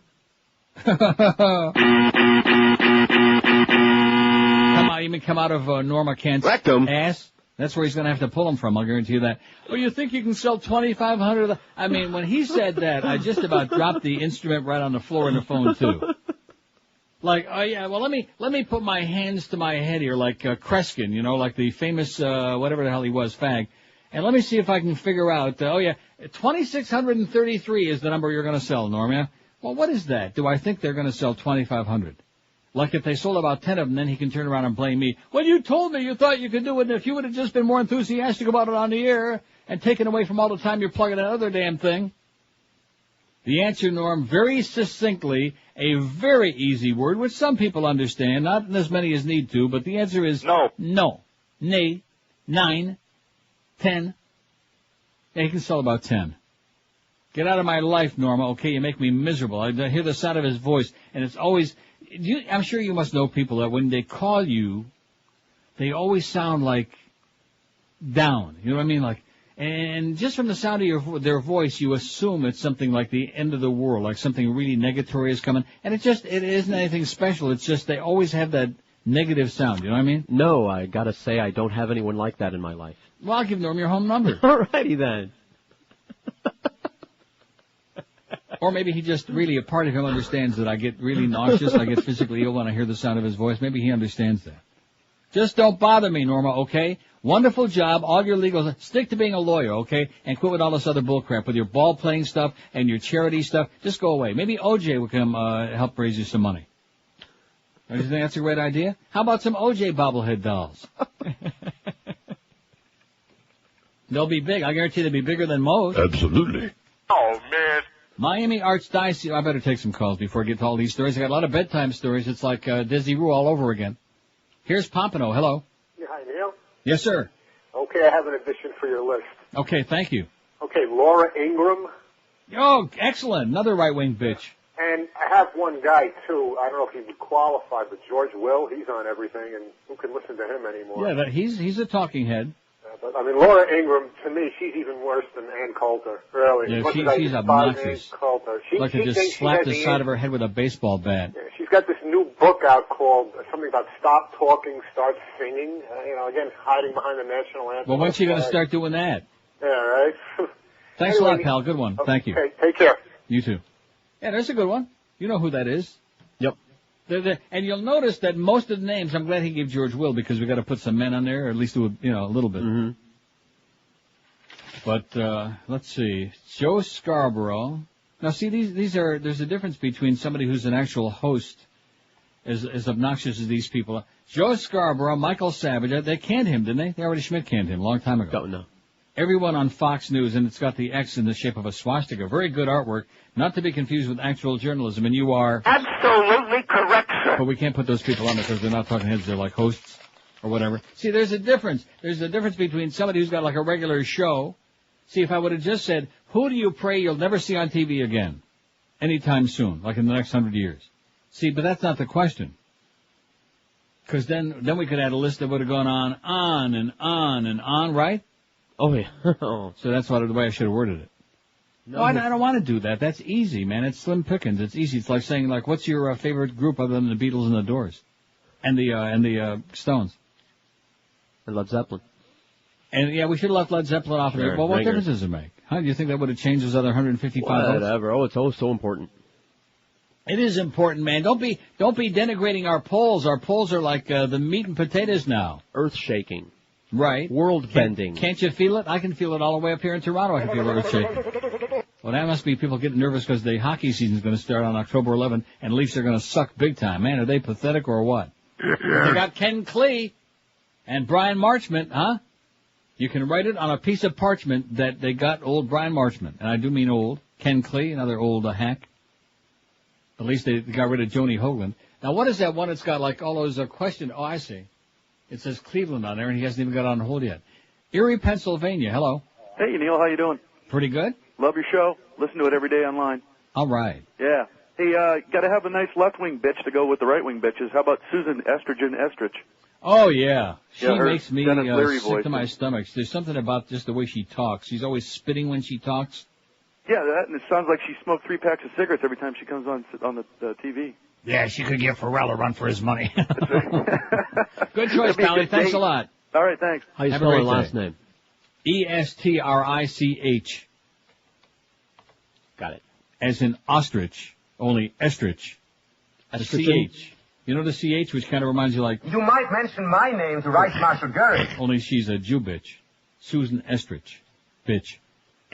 5670560, pound 560 on the AT&T and Verizon Wireless line. We got, we just doubled our total anyway. We started with 3 names, now we're all the way up to 6. Ooh. At this rate. At this rate, by the end of the show, we might have... About 30, man. About a dozen. Here's Miami. Hello. Hey, Neil. How you doing? Okay, sir. Hey, I got two people for your poll, but I don't know if they qualify. How about Condoleezza Rice? No. Not a talking head. She's a head of, go ahead. And what about Johnny Cochran? Yeah, he's a talking head. He's in everything, dude. Yeah. Thanks, Pally. Have a great day. Johnny Cochran's a talking head. Although I haven't seen him lately. You know who else? You know who else we ought to put on there since we're putting the OJ people? Every time there's a DNA thing, or is it with like the, Barry Dreck. Barry Scheck. You know something? You know, I hate to admit this, but I use certain words so much for people's names, like Todd Dreck. Right. That. Me too, right. The real name is gone. It takes me right. The real name, you have to stop and think for a couple minutes to think that his name is really Grek. Wouldn't you be like embarrassed, especially to be Jewish and your name is Drek? Although it is, you know, truth in packaging, huh? No. Oh, you would be ashamed to be Jewish. No, I'd be proud. I'd wear a tie, big as a hubcap. Happy New Year, by the way, George and Scott. Got a couple of goyim in there. Happy Jew Year to you too. Yeah, I don't celebrate. Speaking January of 1 soon enough for me. See, when you get to be an old fart like this, you don't like try to like wind the years by real fast. In fact, I'm going to redo the calendar. This is the year 16, I think. Barry Scheck, S-H, we know what the S-H stands for, E-C-K. Barry Scheck, he's full of dreck. Man, he's another walking ad for anti-Semitism. We got to do that poll again one of these days soon, you know? Which one of these people is the biggest walking ad for anti-Semitism? Jerry Seinfeld. Joe Lieberman. We did that not that long ago, didn't we? Fran Drescher. Yeah, the nanny. Ooh. Barry Scheck with that huge schnoz. Speaking of stereotypes and lawyers and whatnot, what's the cowboy lawyer Spence? Jerry Spence? What the hell's his name? Jerry Spence. That's with a G, by the way, to Jerry. G-E-R-R-Y. Jerry Spence. Got it. Yeah, he's... What the hell was he on at one time? When they were hawking about the Chad counting was going on back during the election. Nice bolo tie, Jerry. And he doesn't say anything. And then I went out and bought his OJ book a couple of years ago after everybody else had written an OJ book, and I read about how many of them? About 30, man. And he didn't say a goddamn thing. I read the whole thing from cover to cover. Didn't say anything. And I thought to myself, what a freaking waste of eyesight. Sounds like a good lawsuit to me. 4 minutes till noon, we got, that's George Will's got one already. But he does like baseball. He's a Cubs fan. That's one reason we ought to be really lamenting the fact that Cubs won the division, just to piss off George Will. We hate you, George, okay? You right-wing little weasel. That's what he is. He's a freaking little weasel is what he is. Laura Ingram, and these other names will go on there momentarily as soon as Eric puts down his pastrami sandwich. Live and local. This is Sports Radio 560 QAM. Oh, this is Pope John Paul Lynn, and if you ask me, the only thing more fun than playing grab-ass with the Swiss Guard is the Neil Rogers 12 to 1 hour. Oh.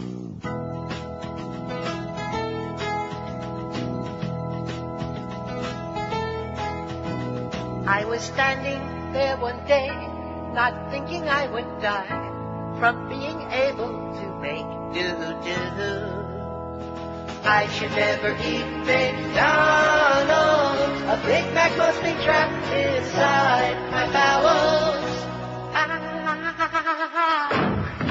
How can you die from infected parts? Who let these butcher doctors in? Now my heart stopped. You schmucks said cyanide tore my intestines out. I guess I should have known what to expect living in Miami with the kind of service you get in this town.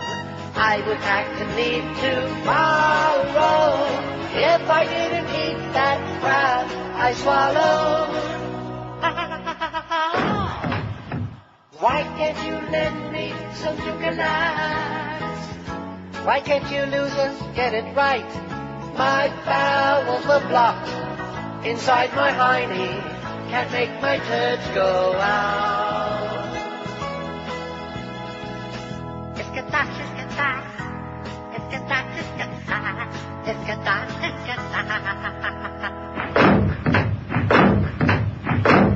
They're dropping like flies, I'm telling you. 12:02 at 560. I would say that the last, when did he die, Morris? A few months ago? Right. Maybe 3. Right. So I would say like the last 6 months has been the worst flurry of celebrity deaths. Right. You know what I mean, Mo? Absolutely. God. Anyway, speaking of good golly, Miss Molly, this poll in California is enough to make you crap your pantaloonies. The new poll, CNN USA Today Gallup poll released yesterday, 63% now say they vote yes on a recall of Governor Davis, and only 35% said Nope. no. But in a separate vote to choose the replacement, Arnold Schwarzenegger was the choice of 40% of respondents. Hello. As once again we're on the verge of the Republican Party subverting the will of the electorate, just like they did in 2000 with the presidential election in Florida, and now they're going to do the same thing in California. Democratic Lieutenant Governor Cruz Bustamante, who's got the personality of a fruit fly, was the choice of 25% of the voters polled. Republican State Senator Tom McClintock received 18%. Green Party candidate Peter Camejo, 5%, and Ariana Huffing and Puffington with 2%. How do you like that? It says if the poll is an indication of what will happen in the October 7 election, Schwarzenegger could win even if his remaining major Republican rival Bill McClintock stays in the race. Tom, whatever his name is. Tom. Unfreaking believable. The idea... Let's see, Schwarzenegger and Davis have been invited to debate on CNN's Larry King Live.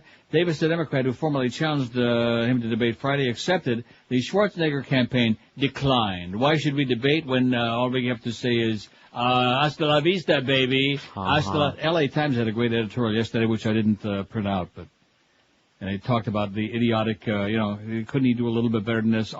It's time to terminate the governor. Hasta la vista, baby. And the public says, yeah, that's our guy. Yeah.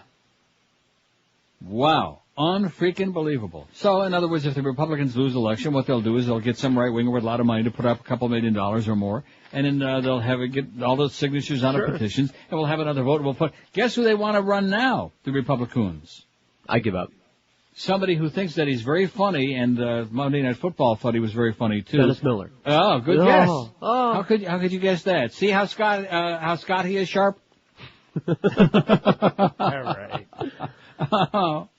That was the first thing that came to my head as soon as you said that one hint. You didn't need to. It says from the L.A. Times, Arnold Schwarzenegger may be the latest celebrity to transform himself into a candidate for our California office, but if some Republican political operatives have their way, he won't be the last. The comedian Dennis Miller, who's about as funny as cancer of the toenail, is being talked about apparently seriously as a Republican candidate for a statewide post. They're going to get all the right-wingers out there. Man, too bad the Duke died, you know what? God. Yeah. How about Chuck Heston? I was just thinking that. He'll probably forget to vote. He's got a couple years left in him. No. Somewhere? No. He's got Michael Moore's foot in him. Yeah. Deep inside his ass.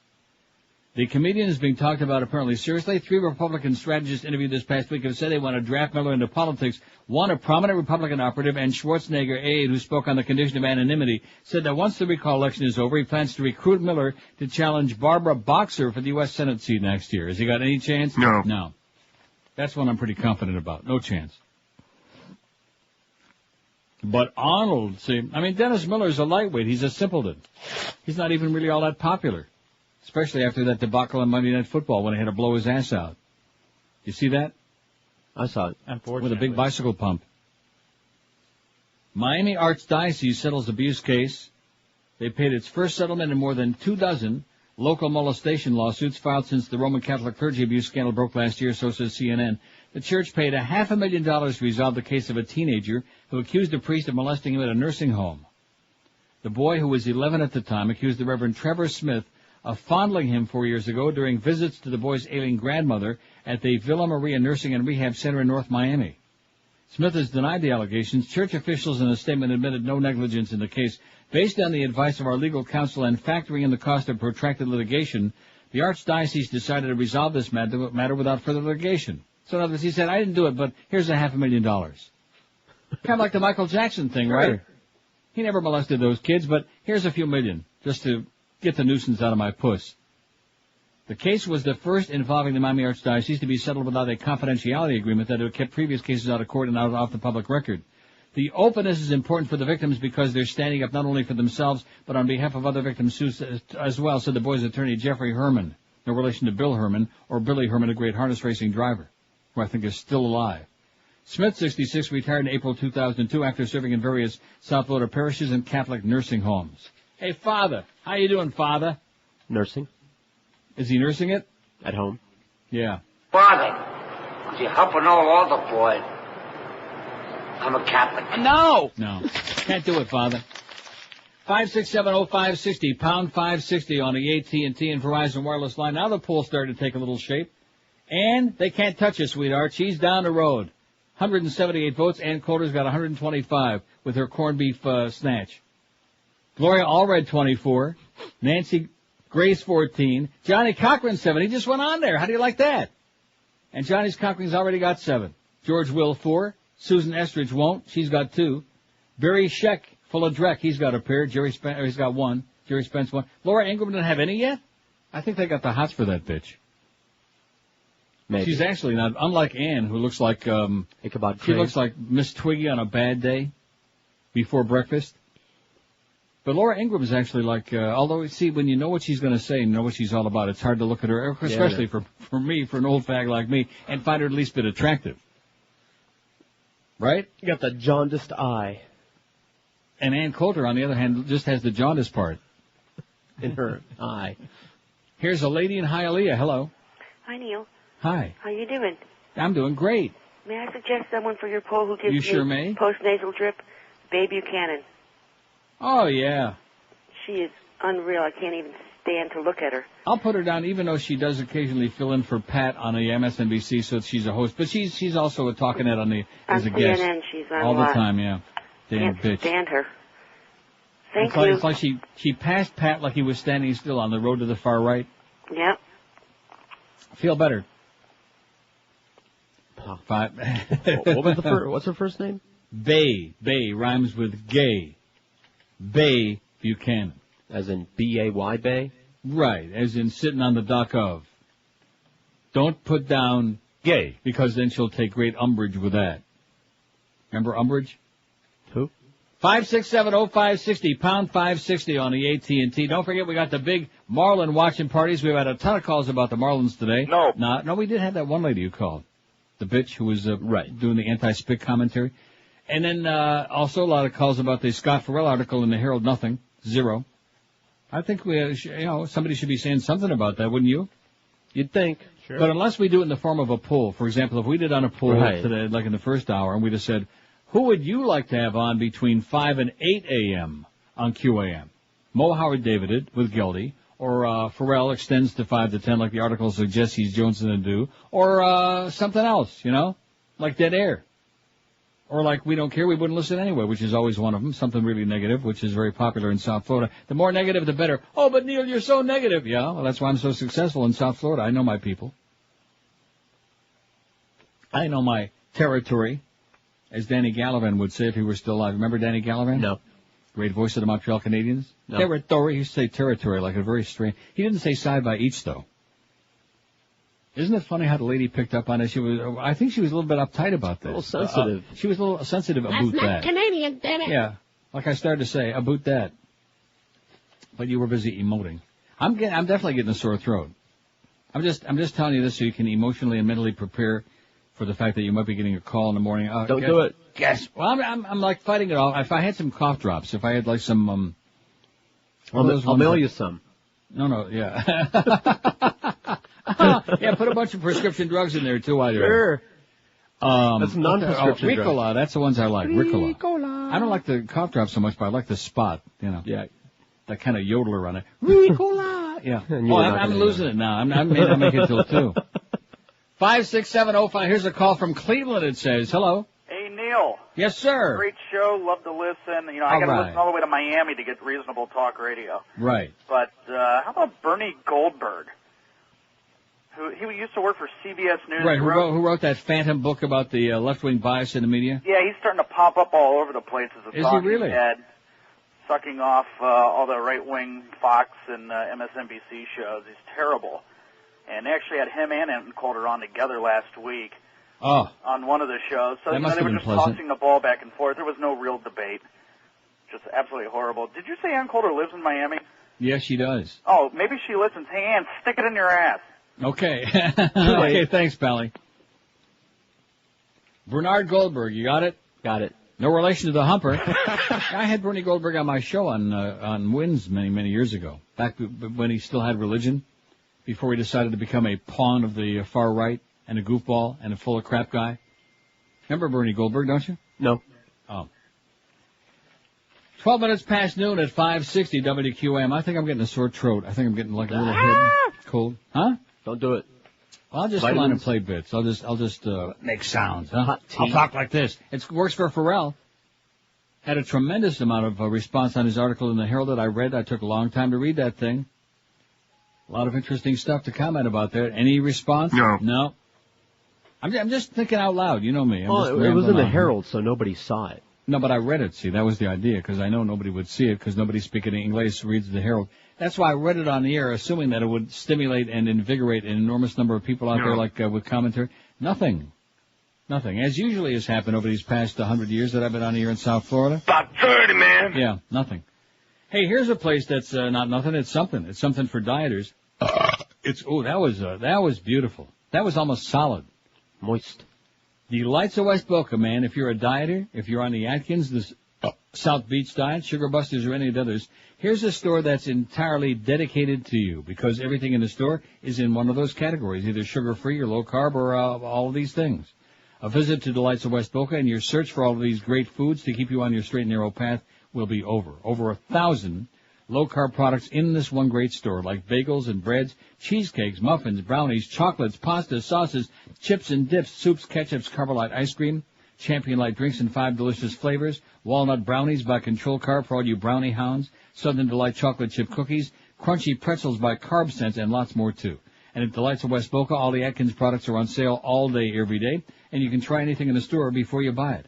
Delights is open 7 days a week from 10 to 10. You'll find them on the northeast corner of Glades and 441 next to Boston Market, or call them at 1-877-LOW-CARB, or on the web at lowcarb.com. And the best news of all is that Pete Lenny don't work at QAM anymore, so this isn't his account no more, which is why I'm so much more enthusiastic. Delights of West Boca, it's your official Atkins retail center. Live and local. We're Sports Radio 560 QAM. Further review. Buffalo still sucks. Oh!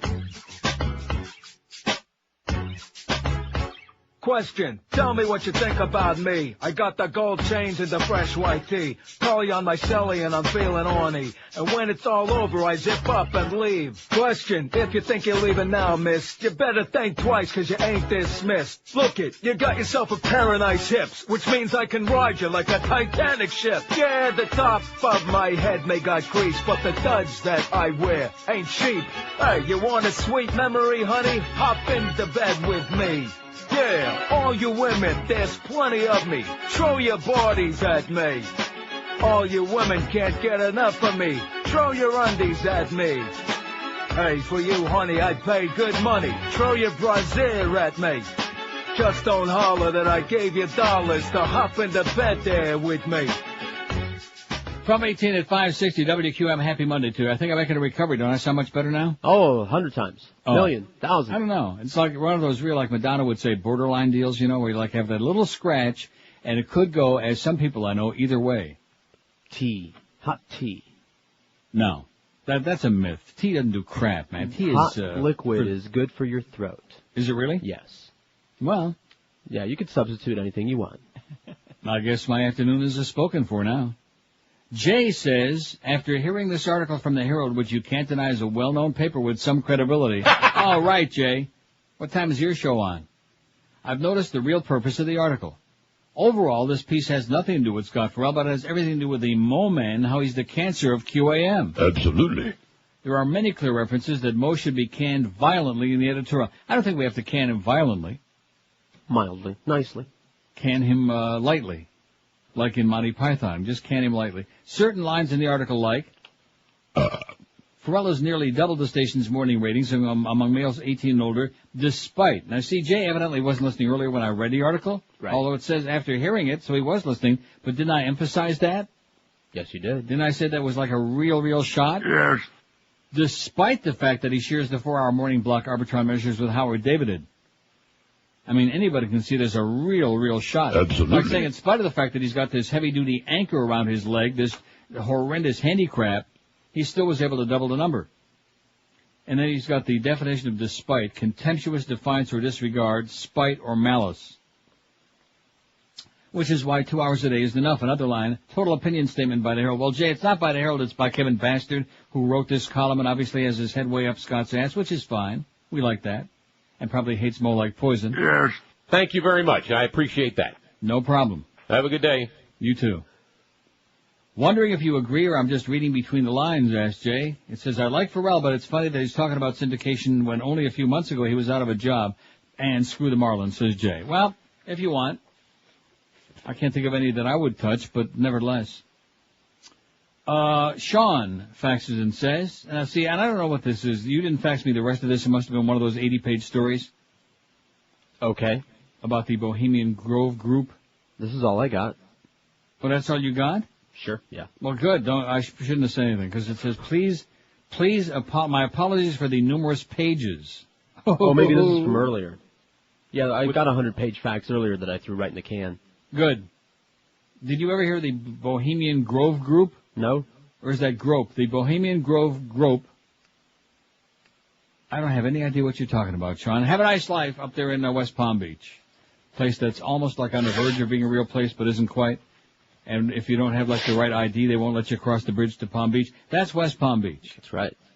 It was okay. Had its moments. I had a good time there like 28 years ago, 1975. At WJN. Oh! That was when I lost all of that weight. I was really svelte. Still pretty ugly, though. Poll reveals most hated sports, including dogfighting and golf. See, now, I want to do this tomorrow, but I don't consider dogfighting a sport. Do you? No. See, we can do most hated sports or game, because golf is also not a sport, it's a game. We should keep it to the legal ones. Right. I mean, dogfighting on here is kind of like, if you ask me, stupid. You know? I think, where is it in Alabama? I was just seeing a news report or something, or Louisiana, one of those mugwump states where cockfighting is illegal. I mean, is legal. Yeah. You can actually do that in the red. Other than Hialeah, you mean, and Sweetwater? No, it's still illegal there. Don't stop them. No. Here's Fort Lauderdale. Hello. Hello, Neil. Yes, sir. I got something for your sore throat. Yeah. How about my foot up your ass, you old cocker? I told you, don't put these old farts on there, Scott. And he continues taking directions from George, who wants to sandbag the show, the teabag the show. I don't want to talk to these old cockers, okay? The guy's old enough to be Moe's grandpa. So Moe's taking me to the zoo, huh? Like I said the other day, I would take him to the zoo, but then probably his weasel would get lost in there and never come out again. Probably see all of his long-lost relatives. 5670560, pound 560 on the AT&T line. Which TV talking head do you pray to never see again? 207 votes. Ann Coulter, 137. Gloria Allred, 25. Johnny's Cockring, 18. Nancy Grace, 14. George Will, 5. Barry Schreck won't, 3. Susan Estridge, 2. Laura Ingram, 1. Jerry Spence, 1. Babe Buchanan's got 1, and Bernie Goldberg don't have any yet. Especially on the Jewish New Year. Oy! We don't want to be taking shots at. Hey, he's an asshole. I always thought he was like this great journalist. You know, he's just an asshole. A sellout. Oh, the liberal media, yeah. And then Eric Alterman, of course, wrote the response to that, What Liberal Media, which was really a good book. He must be talking about, like, Fox, all of those people. Anyway, it says popularity polls come and go as the baseball playoffs begin. The NFL is boasting that one poll shows it is more than twice as popular as the national pastime. Absolutely correct, sir. No question about it. I watched part of the Patriot-Redskin game. Unfortunately, the last part, when it was sad. But at any rate, I watched some football yesterday. Did I watch any baseball? No. Will I be watching the playoffs? No. No, I don't care about baseball. I'm not going to pretend just for the sake of all the Marlin bandwagon jumpers. I just don't care. It's not interesting. It's boring. And just like Scott said about talk radio, if you do a boring show, nobody's going to listen. If you're not boring, people will listen. Baseball is boring. I'm not saying that there aren't exciting games, but when you play 162 games out of the year, yeah, the old saying, if you throw enough crap out of the air, some will come down and hit the ground. That's baseball. 162 freaking games. Season goes on forever. It says, for a deeper insight into the American psyche, consider the sports that are loathed the most. This is CNN, by the way, certainly not news. Number 1 on the list by far is dogfighting. Is that a sport? No. Hated or disliked a lot by 81% of the public, according to a poll conducted by the sports marketing group in Atlanta. See, they got upset in Atlanta when Ferrall was doing a game in Atlanta. The Thrashers were losing 9-0 one night. And he said the Thrashers are taking it up the butt tonight. That was the kind of thing that got them a little bit upset, Which I think is, he was right on target. They were taking it up the butt. But I guess the National Hockey League probably doesn't look kindly on For example, I could imagine Bill Hewitt saying the Leafs are taking it up the butt tonight. In fact, that sounded a little like Bill Hewitt. You ever see him and Geldy together? No. See, Geldy, I was thinking about him this morning. You know what word defines Geldy the best? I give up. Twerp. It's like 6 feet tall.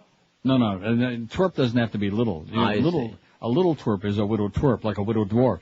No, twerp. He looks the part. He sounds the part. I like Dick a lot. See? Twerp. I mean, that doesn't make him a bad guy necessarily.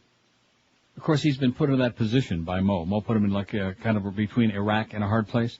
Number 2 is pro wrestling. Number 3, bullfighting. A sport that Americans who haven't been to Spain or Mexico or read Hemingway don't get, never see, and apparently don't want. So far, all of these things are either not sports or illegal. Yeah, pro wrestling. or even American. Where the hell is there? Right. Is there bullfighting in America? No. So this is stupid, man. We'll do our own tomorrow. Right. We'll do a hell of a lot better than this crap. Pro wrestling is a show. Right. It says more than half the nation can't stand the sight of over-muscled showmen slamming each other around the ring, fake or not. Then there's pro boxing. See, I like that. That's good. That's a good right. sign. There you go. Number 4, loathed by 31.3% of the public. Need we say more than Mike Tyson and Don King? Yeah, it's a smarmy, scummy, violent, pointless thing other than to bash the brains of somebody else. And it appeals to the same kind of thing that QAM appeals to, this make me more of a man kind of thing. You know what I mean? This masculine, macho, oh, did you see the fight? Every real man saw the fight, over the weekend. Who gives a crap, other than Scott and other guys who have very small penis and have an inferiority complex about it. See, I have a very small penis, but I don't have an inferiority complex. One thing about being a fag, it doesn't really make all that much difference how big your penis is. Unlike being heterosexual, where it makes a big, pardon the pun, a big difference, see? That's why all the straight guys are popping a Viagra. Like crazy. Have you seen the Viagra spot? I'm sure you have, where the guys are jumping up in the air, jumping up and down. No. You haven't seen that? No. You have? Oh, it's on all the time. They're jumping up in the air, and one guy's pants are practically come off. And you don't know what the spot is for. It's like they just won the lottery for $50 million. And no, their doctor just prescribed Viagra. Oh, yeah. You haven't seen that spot? No. I see. 1227 at 560 WQM. Hey, if you're trying to get it down, not up. We're talking about your weight. Balance for Life is the answer for you. A lot of people out there getting great results with it. Everybody who's fat, believe me, trust me when I tell you, I know from experience, has tried just about every weight loss gimmick under the sun. This isn't a gimmick. It's not a fad. It really is based on the Zone diet, all the principles thereof, and they prepare all the delicious fresh food for you. There's nothing frozen, nothing artificial, no chemicals, no preservatives, no additives, no crap. And believe you me, when you open your little black sack, you'll agree immediately there's plenty of food in there to keep you full all day long and keep you on a straight and narrow path. You'll see results on the scale within just a matter of days, like the Beast. Somebody needs to slap him on the side of his bald head, by the way, and get him really going. A pound a week isn't going to be enough, Beast, you fat tub. 3 gourmet meals, 2 delicious snacks are right in a little black sack, and they deliver it right to you, no matter how lazy you are. This is perfect. They deliver it right to your door each and every morning. You pick your menu out in between 2 choices for each meal every day. You fax them the menu, and that's exactly what you get. Like I said, there's plenty of food in there to keep you satisfied, so you won't be snacking and cheating all the time, which is why most people fail on diets. So if you're tired of being lethargic, diabetic, or on the verge of it, out of shape, a fat pig, here's the answer that you've been looking for. Balance for Life. It's working for a lot of our people. Call them today, 954-568-3229. What do you got to lose except that unhealthy fat? 954-568-3229, or visit them on the web, balanceforlife.com. Live and local. This is Sports Radio 560. QAM.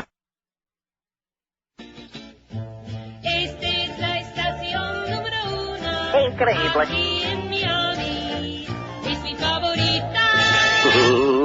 Excelente. WQAM. And then the Lord said, "Let there be light." And lo, there was light. From the same people who brought you the much-beloved Talking Bible comes a new 10-volume set, brilliantly updated for the 80s. Yes, it's the Rapping Bible. There was dark everywhere. Then the man said, light, and the light was there. He said, I've done good, there's no doubt. On the 7th day, he just chilled out. Genesis, beginning of that, beginning of this. Finally, the good book is bad, and his word is nasty. Check it out. There's a town called Sodom and Gomorrah. Everybody partied like no tomorrow. God looked down, said, now my fault. Don't look back or you'll turn to salt. Lot's wife took a peek, started to freak. The cow came up and licked her cheek. Take a lick, y'all, of a cheek, y'all. Imagine all the Psalms, all the parables, every sacred biblical word interpreted by the finest sucker MCs of all time. Genesis, Exodus, Deuteronomy. The Rapping Bible, making his word fresh again. Here's one that says, you may not agree, but Katrina Vanden Heuvel for our list. Is that the chick from the Nation? I don't know. Yeah, that sounds her. right. I've never seen her. I've never seen her. Okay, Brad, she's on there, man. Thanks, Brad. Whoever you are. Katrina Vanden Heuvel. I thought that she was very popular with this crowd. Wasn't she on one of our other polls? Her name came up before. I don't remember what for. Somebody that you would like to nail to the wall and have a gangbang with? Somebody like that. I don't know what she looks like. Is she old, young? Don't know. Wouldn't it be great to, like, tie up Laura Ingraham and Ann Coulter and just, 5670560, pound 560 on the AT&T. Oh, look at this. Boy, we're really begging now. We're on our hands and knees. And we're not going to be doing bobblehead dolls for any other charities. We have one charity this year that I selected, and I'm very proud of it. And that's what we're working on, okay? Exclusively here on the Neil Rogers Show on QM. Maybe you can get somebody else to work on that other thing for him, huh? Like? Oh, maybe like the big, somebody like that. All or right. maybe like Dave Galuli. What's that guy's name? The Galuli man? What's his name? Jeff Galuli from the Tanya... No, the guy on the weekend. Oh. The Gurgle, Dave Gurgley. Yeah, the Gurgley man. Yeah, Dave Gurgley. The Gurgley man. Anybody ever heard anything so ridiculous? No. God, the Gurgley man. Only on QM could we put somebody on the air called the Gurgley man. What does he do for a living? Gurgles. Like that. Kind of like Sonny used to do. Rest in peace. In addition, for Thursday, first 5 people who stop by to get their Best of Neil merchandise get a pair of tickets to see Alice Cooper on Friday at the Pompano Beach Amphitheater. Not to be confused with that toilet up there in West Palm that's out there in the middle of, in Yenomsville. What? What do you think you just read? The Pompano Beach Amphitheater? Oh, the Pompano. I thought it was the same thing. They call it an amphitheater. Asshole. Too. Sorry. See, I had that in mind as I was reading this. I was looking ahead. See, I know that comes as revolutionary, but like when you're on the air like this and you're reading, you read ahead a little bit. You know, your eyes are scanning ahead. In addition, for Thursday, the first 5 people who stop by to get their Best Neil merchandise get a pair of tickets to see Alice Cooper on Friday at the Pompano Beach Amphitheater. You know Pompano Beach, home of Pompano Park Racetrack? Yes. That Pompano Beach. What else is in Pompano Beach? A lot of Winmore. A lot of old people. Right. So we got 26,530 for abandoned pet rescue so far. I think the next couple of days, by the weekend, we should be like pushing the 30,000 mark. We should hit about 30, man. Yeah. So if you think we're going to raise 100 this year, we'll do it. We will? We'll just keep it going until we do. Oh, that's a good idea. There's no deadline on this. We can keep going forever. Right. For months and months and months. When we get 100,000, we'll say, okay, now we'll take a rest for a day or two. Here's a call from beautiful Coral Springs. Hello. Yeah, when is George going to come out of the closet? In about a week and a half. As soon as you hop in, he's coming out. It's already out. He is. Here's Fort Lauderdale. Hello. Oh, Neil, how are you? I'm okay. Listen, I have an unusual proposal for you. Yeah. And I'm quite serious about it. Yeah, I'm sure. I can give tell. money to your charities. You know, you didn't have one last year. But I give, $100, $200, whatever. Yeah. And Greg Reed's always talking a good game. If you can get me 2 sweet tickets, I'll pay $1,000 to Abandoned Pet Rescue, plus the cost of those tickets. What does that mean? 2 sweet tickets for what? WQAM has a luxury box. Yeah. And if For what? For what event? For a Dolphin game? For a Marlin game? Third game. Monster trucks. Specifically for the third game. Yeah. Of the Giants Marlins playoff game. Yeah.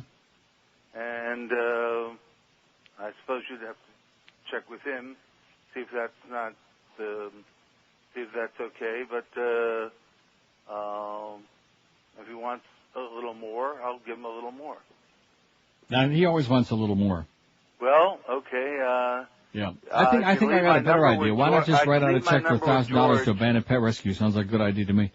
5670560, pound 560. See, I don't play that game. I will not play that game. It's like people want to get their thank God. Commercial plugs in every time we do a charitable thing. We got a whole bunch of, we'll give 2% of our proceeds if you'll, give us a bunch of free plugs. And the answer is always no. We would need a staff to accommodate all the harebrained ideas that they come up with for us to do for them for charity. If this guy really believes that strongly and wants to help that much, which I appreciate if that's the case, well, great. Write out a check, $1,000 made to Abandoned Pet Rescue. Send it to us or send it directly to them, and you'll be doing something really worthwhile, and you can have a smile on your face and go to bed at night knowing that you really did something worthwhile in your life. That would be great. For $5,000, they can sit on your lap while you do the show. No. That'll be next. All depending on what they look like, and he certainly didn't qualify. By the way, I noticed Miguel has got lovely handwriting. Have you ever noticed that? Yeah, he's got handwriting. No, seriously, he lovely. You call this lovely? Lovely. This is lovely. I said that because I know it'll aggravate him. This is the best he can do, and it's still chicken scratches. No, I'm not being facetious. I'm being serious. He's got really good handwriting, which is surprising for like an illegal alien like him. It looks like he wrote it with his feet. No, it does not. Oh, you're just jealous because he's got really good, phenomenal handwriting. I'm jealous of people that have very good, very easy to read, neat handwriting, and he does. He's got lovely handwriting, and he's a lovely guy. I'm not jealous. He's got a lovely baby coming any month now, in a few months. Right. And he and his wife are doing it on that lovely mattress and Dollar Mattress. By the way, don't let me forget to mention that nice note we had from Tommy this morning about our friends at Dollar Mattress. Got to talk to Highboy about that. Yeah. See if I can get in on that deal. Yeah, no, see, if Tommy had any brains, which he doesn't, otherwise he wouldn't be walking around looking like that part of the time. If he had any brains, which I love Tommy, but he would have come to you and said, would you intercede and you get involved with whoever you know over there, and then they would have given him a hell of a deal. Maybe they wouldn't even charged him, okay? That's the way that Dollar Mattress takes care of my people, as you know, and as Miguel knows. Oh. Where do you think Miguel made that new unwanted baby? I mean, in fact, probably where you made an unwanted baby. Well, a lot of unwanted, let's put that in the spot. A lot of unwanted babies being created on Dollar Mattresses all over the town, all over America. And people are having a good time doing it. Not so happy with the convention. And what is he laughing about? Boy, that's the first charge we had out of him in hours. Oh, what was so funny laughing about that? Sometimes the funny things. I see. He was just trying to envision this. No, because Miguel had a really sloppy, crappy old mattress before, and he and his lady friend used to keep sliding off on the floor all the time. Let me do it.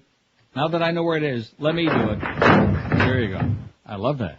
I never thought it was in mine. See, I always thought it was in yours. Like a kid with a new playfield. They're dropping like flies, boys and girls. They're dying all over the goddamn place. Now, let's not just, those people that we had die over the weekend, we shouldn't just pass on by like that, like it's not important. We should spend a little bit of time. It was nobody significant. Elia Kazan was not significant?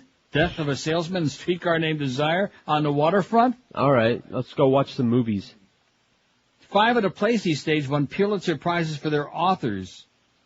In Hollywood, he won Oscars for directing Gentleman's Agreement on the Waterfront. He also did A Tree Grows in Brooklyn, film version of Streetcar Named Desire, East of Eden, Splinter in the Grass, The Face in the Crowd, and The Last Tycoon, about Tiger Woods.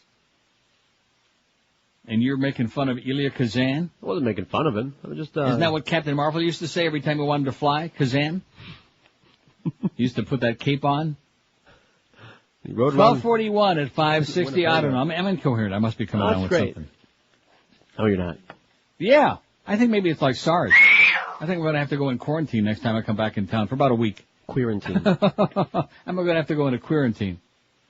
18 to 1 a Q, and we got the Mad Dog coming up at 2 o'clock. If you're working in a really crappy job, and if your paycheck is an embarrassment, if you're going nowhere, if it's like you're on a treadmill with your life and you're just spinning your wheel, here's the answer. Get you a high-paying career before the end of the year. Pick up that instrument right now and call Fast Train. We've been telling you about these people for a long time. What are you waiting for? Call 1-866-FAST-TRAIN. They can really, honestly, and truly have you trained and certified before year's end.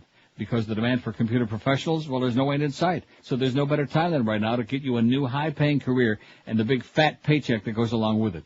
Fast Train offers job placement assistance, convenient day, evening, and weekend schedules, and with 6 Florida locations, including 4 in South Florida, that's with an F, there's about to be one nearby you. Fast Train offers financial assistance for people who qualify as well. So call Fast Train today and get out of your dead-end job. No excuses for sitting on your ass anymore working for peanuts. Get a real big income. Call 1-866-FAST-TRAIN.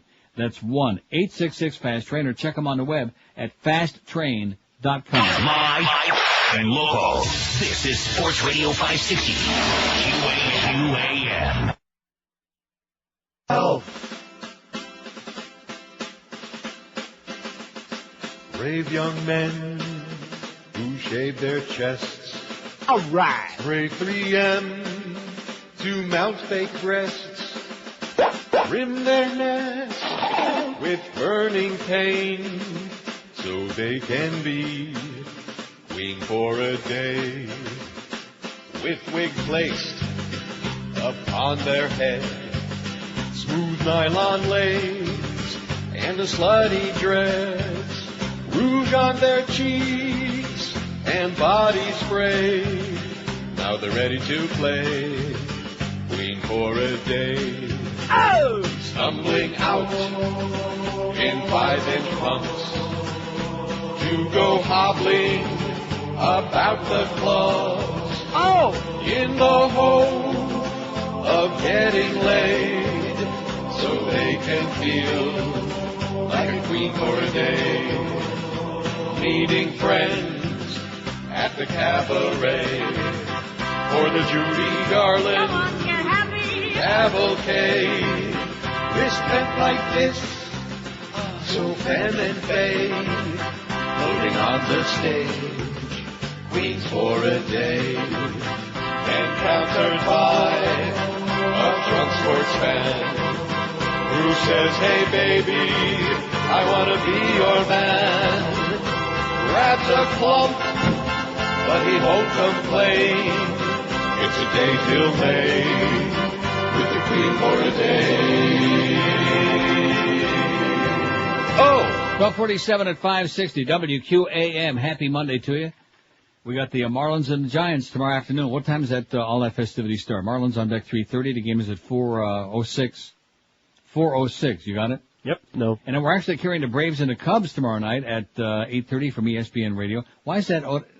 I thought that's at the Braves. It's got to be. They had the big record. So why would that be at 8:30? Prime time game. Really? Yep. And we have the 10th inning playoff special with Len Casper and Tommy Hutton at 7:30 tomorrow night. What the hell is that? That must be some other scam we're making extra money from with the playoffs. Nice going, guys. Oh! Tommy Hutton's good, by the way. He's very good. So here's the facts that you just forwarded to me from Sean, who just won't give up. It says, George, misspelled, George, if you threw my 80-page fax away and just forwarded my cover page to Neil, then shame on you. Shame on you, George. Yeah. You militant little spick. Mm-hmm. You guava-loving gooseball. It was a 6-page fax, and I found it interesting as well as flowing with your beliefs on our democratic system. Before you throw this away, do me a favor and read it, and then make a choice to forward to Neil. Now, let me just give Sean an idea whether George is going to forward the other 6 pages or however many it is, because at the bottom of this copy, it's George wrote, and the asshole sends it again. So I think that should give you... Yeah, excellent. So I think I should give you a pretty idea that he's not going to send it again. And if it already underlined, see, I'm not one of those who believes in just preaching to the choir all the time. If it was something new and revelatory, whatever the hell that means, then maybe. Something really shocking, then maybe. Or maybe just a website where I could find it. Right, or like the first page, which, we've spoken about at length. Right. But sending that whole thing again is outrageous and just unacceptable. I mean, I'm sure your intentions might have been good, although at this point one has to really wonder. Don't you wonder? No. I'm convinced. But to send the whole thing again is certainly... outrageous. Yeah, see, even he knows it. 567-0560, pound 560. How's the poll coming? They're not into this poll too much. That's okay. Which TV talking head do you pray never to see again? See, they don't really understand what that means. And anybody who doesn't understand what a talking head is in this day and age, when your major news networks are just inundating you with the same old talking heads over and over, it's kind of sad. Pundits. But then again, the fact that Arnold has opened up a huge lead in California, that's even more than kind of sad. That's pathetic. It's unbelievable. Wags. No, they're not in business anymore. I liked Wags, though. Yeah, me too. Better than Sambo's. Better than Denny's. And nothing was better than Sambo's. Better than Denny's. So was eaten out of a dumpster. Sambo's was great. Sambo's was great? Yeah, it was. What about Lum's? Yeah, they were good. Are we going to go through this again? We've done Let's this do a it. million times. Stop with the food. I already know what I'm getting for lunch. I need my chicken, my matzo ball soup for my throat. Right. To ward off this little bit of a cold that may or may not blossom. You order it with no Speaking of balls? blossom, how's David, what's his name doing? What was his name? Charvet. No. Ann Coulter, 146. Gloria Allred, 31. It's not even close, Ann. They hate you. They wish you would die a wicked, nasty death. They wish that all sorts of new things would crawl into your hole, okay? Things that are already in there festering and rotting. Oh, God, like that gonorrhea pus. Ann Coulter, 146. Gloria Allred, 31. Johnny Cockring, 26. 8. Well, I got to put my glasses on. Ever notice that 6 and 8 from about 5 yards away look the same? Nancy Grace, 14. George Will, 5. Barry Scheck, who's full of dreck, he's got 3. Babe Buchanan, 3. Katrina Vandenhoevel, a pair. Susan Etheridge has a marginal pair. She is a sitting ad for anti-Semitism. She really is. She's nauseating. You ever seen her? No. Really? Really? Ooh, you know exactly what I'm talking about. She makes the nanny look like run-of-the-mill. I hate these talking heads. The pundits. Laura Ingram's got only 1, which I'm just astonished by. Jerry Spence has 1, and Bernard Goldberg doesn't have any. None. He's got the big... Oh! Right. Just like Fox Sports radio news in Miami, he's got none. Just like the Norma Kant show on whatever marginal make-believe station he's on. The big O. That thing about Stan Major, do you have any idea how revolting and scandalous that is?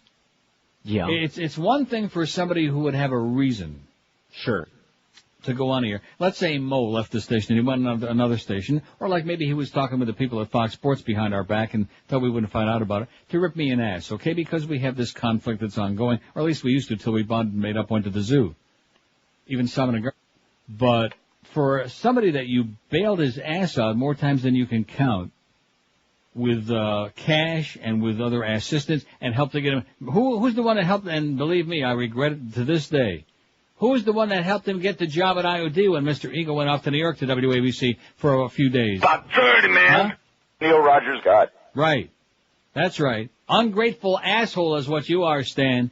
Ungrateful schmuck. Okay? You idiot. God, what a disgrace. Right, it's something for them to talk about, I guess. There's nothing else going on, so let's just go on and rip Neil an ass. Which is fine. Doesn't really bother me other than who it's coming from, see? My ass has been ripped plenty. A lot of bad roids. 5670560, pound 560 on the AT&T and Verizon Wireless line. Oh, look at this. Robert Novak will be on Crossfire. They had to put him in jail with this link about the CIA family, you know? Right. They had to put his ass in jail. Nazi son of a bitch. And right now they're talking about it with Wolf Blitzkrieg on there. Identity leaked the columnist and CNN co-host Robert Novak, and they're promoting the fact he'll be on Crossfire this afternoon. Oh my God! You can't worry about our credibility on CNN because we certainly don't have any. On the Certainly Not News Network. Here's a lady in Vero Beach. Hello. Hi. Yes, ma'am. Well, I think I have a good candidate, and if he doesn't count any longer, since now they gave him a show of his own, my vote would be for Ann Coulter. I'm thinking of Dr. Phil. No. He shows up everywhere. Does he really? They have him. They had him on the Today Show. He's on all the talk shows. But now I don't know if he counts any longer because he's now they gave him a show. You know something? I find him so detestable that even though he does have his own show, if he's doing all of that other, we'll put him on there. Pardon?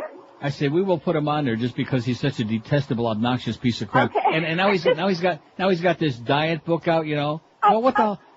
First of all, he's a fat tub, number one. What makes him an expert to be writing a diet book? I'm telling you, he's just become the guru, and I can't even bear to listen to him. And you know who we can thank for that? Oprah. Yeah, I we can thank know, that and bitch. usually Oprah. I like Oprah, but I don't think that was a mistake. He is to Oprah what Ross Perot was to Larry King. Well, you know how I heard she met him when she had when there was that lawsuit going on in Texas, and the she beef was people, filming yeah, out there, and the bad somehow that's where they connected. Pretty sad, isn't it? It is very sad. You know what they say? Birds of a feather rape the public together. Well, if he doesn't count, my vote would go for Ann Coulter. Like I said, he counts and we got him on there. Thanks, sweetheart. Have a great day. You too. We find Dr. Phil unctuous and obnoxious and his diet book even more revolting, even though I certainly wouldn't buy it or read it. That would be like me writing a diet book, you know? You could. No, I could not. You could write about how not to. Yeah.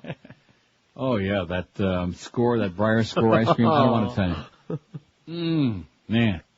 I know the score. I'll tell you that right now. I got a headache just thinking about it. 5670560, pound 5. Let me get back to this thing, because I think we'll do it tomorrow. But I still want to talk about it now momentarily. This thing about the most hated sports. We're not going to include dog fighting, because dog fighting isn't a sport. It's not even a game, okay? Right, it's a redneck pastime. Right. This is so stupid, man. But again, it's CNN. They're a disgrace. You're an embarrassment. I hope you're all listening with the radio turned up real loud at the CNN bureau there in Miami, because I know you are. I know one for the poll. Okay. Dynamite fishing. Yeah. It's another redneck sport. Dynamite fishing? Yeah, you never gone dynamite fishing, son? Not yet. Not this week. Well. Maybe I'll go to Lake Ontario and do some dynamite fishing. Any other kind of fishing. I hope I don't fall in. Through the ice. Through the ice hole. You'll like this, though. I like it. Pro boxing number 4. Number 5, the genteel PGA, the Professional Golf Association Tour, is the number 5 most hated and disliked sport, 30.4%, followed by the PGA Seniors Champions Tour, the LPGA Tour, I know what I'm playing next, NASCAR, what? Major League Soccer, and the ATP Men's Tennis Tour. That's a lot of people who hate or dislike events that sponsors are backing with billions of bucks, it says. And it goes on to say about golf, still turns off many Americans with its snooty country club image, but 3 times as many black fans say they love or like the PGA Tour now compared to 13.4%. You want to know why? Why? It's the old tycoon. It's the old tycoon, Tiger. See, I mean, I wouldn't care. Well, no, I shouldn't say that. No, that's wrong. See, I'm being a hypocrite because like tennis, although tennis is an exciting sport to watch, it's not boring like golf. I mean, there's some excitement and a good match. But I'll only watch men's tennis if like, what's his name? What's our boy down there? A-Rod? Andy Roddick is playing? Or Mark Philippoussi? Whatever his name is. He's hot. You know, if there's a good-looking guy, just like a lot of you heteros out there, if there's a hot babe, and I'm not talking about some dyke like Jennifer Capriati, but if there's some hot broad playing, you'd watch it for a little while. Right. Anna Kournikova. She can't play. I'm not commenting on her anymore, okay? Because I find it just so bizarre. The tree trunk legs. She has tree trunk legs, like a redwood. I'm looking at a picture of her right now. In fact, I understand Arnold's going to plant her in California. Yeah? Let me know when she sprouts. He's going to plant Anna. Well, why not? She'd probably go for him. She's with Pavel Bure. By the way, Pavel ain't playing this year. No. He's he done. Retired. I beg your pardon? He retired. When was that? About a month ago. Yes. No, he did. No, he did not. Yes, he did. He said he wasn't going to play this season, and he's considering retirement. Pavel Bure has not retired officially. How much would you like to bet on that? How about your considering paycheck? What I make? Exactly. How about your next 4,000 paychecks against about $1? Same difference. Anybody out there know? I don't need to discuss it because John Davidson was the hockey maven. He was on Leafs TV yesterday talking about that everybody on the team knew he was going to be done this year, and he may be done forever, but he hasn't retired forever. All he did was announce he isn't going to play this season. If you got it? If they're not going to medically clear him, he can't play. This season? After this season. 12:58 at 560 WQ. And let me tell you, he ain't going to play the season after. You want to know why? Why? Because there ain't going to be any. Think about that. Put that in your pipe and suck it for a while. Hey, if you're looking for a great place to eat, hey, put it in your water pipe and suck on it. If you're looking for a really great place for breakfast, lunch, or dinner, here's something new in South Florida, but it was around a long time in my town of Rochester. Vic and Irv's. Since 1934, they were cooking those great white hots and all the other good stuff. Vic and Irv's is on Federal Highway, just south of Broward Boulevard in the tunnel on the east side. All you Rochesterians out there, you should be dancing a Kazatsky right now, because Vic and Irv's is a flashback in time to what great restaurants used to be before fast food craft. Go in and enjoy a real burger or hot dog served hot, fresh, and fast, including those Rochester white hots. Vic and Irv's is brought to Fort Lauderdale by the same guys feeding you Cheeseburger. Vic and Irv's uses the same fresh 100% ground chuck meat as Cheeseburger and offers you an incredible quarter-pound hot dog. What a piece of meat that is to pop into your puss. And what makes Vic and Irv's different from anybody else in town is because their burgers and dogs are served with Vic's signature meat sauce poured on top, giving you a combination of flavors available no place else in town. If you're looking for something else to try, Vic and Irv's has got lots of good goodies on the menu. Great breakfast menu, omelets cooked to order, French toast, pancakes, all your favorite side dishes too. So if you're from Rochester or if you're from Yenamsville, from Hungary, no matter where you are, you'll love Vic and Irv's. See what all the talk is about. Stop by on Federal Highway, just south of Broward Boulevard in the tunnel on the east side. Be sure and tell them that Krusty Old Neil sent you by from Brighton, New York, from Irondequoit, from Canandaigua, New York, to Vic and Irv's in Fort Lauderdale. Live and local. This is 560. The radio's all yours now. QAM. It's the 1 to 2 hour.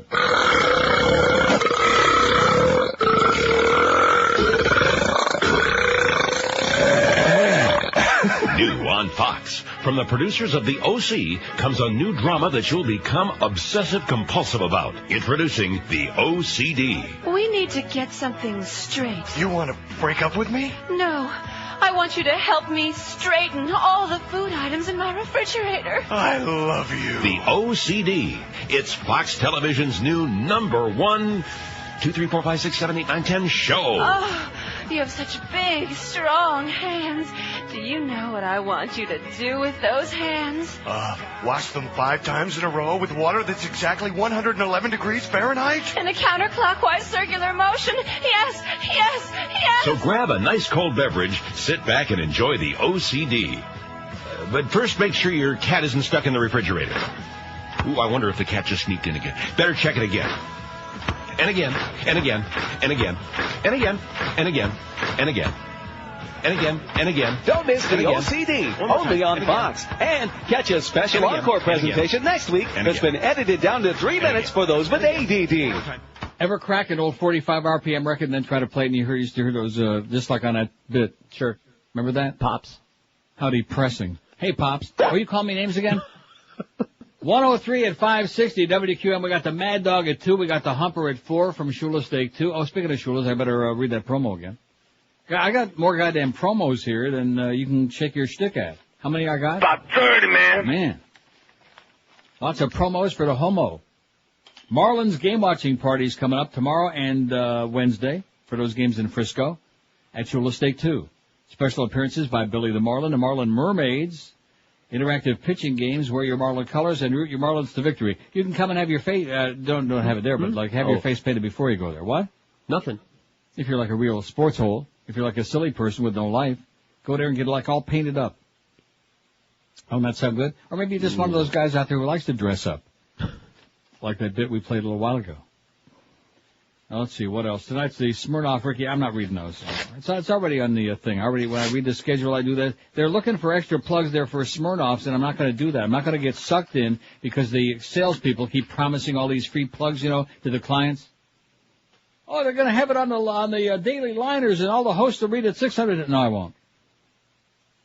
As a matter of fact, I noticed that on the schedule it says Ricky Williams Show live from the Cleveland around South Beach, and then that's it. And let me ask you this question. How come, Scott, Dan LeBastard is the host of that show? Dan what LeBastard? does he have to do with WQAM? He's an asshole.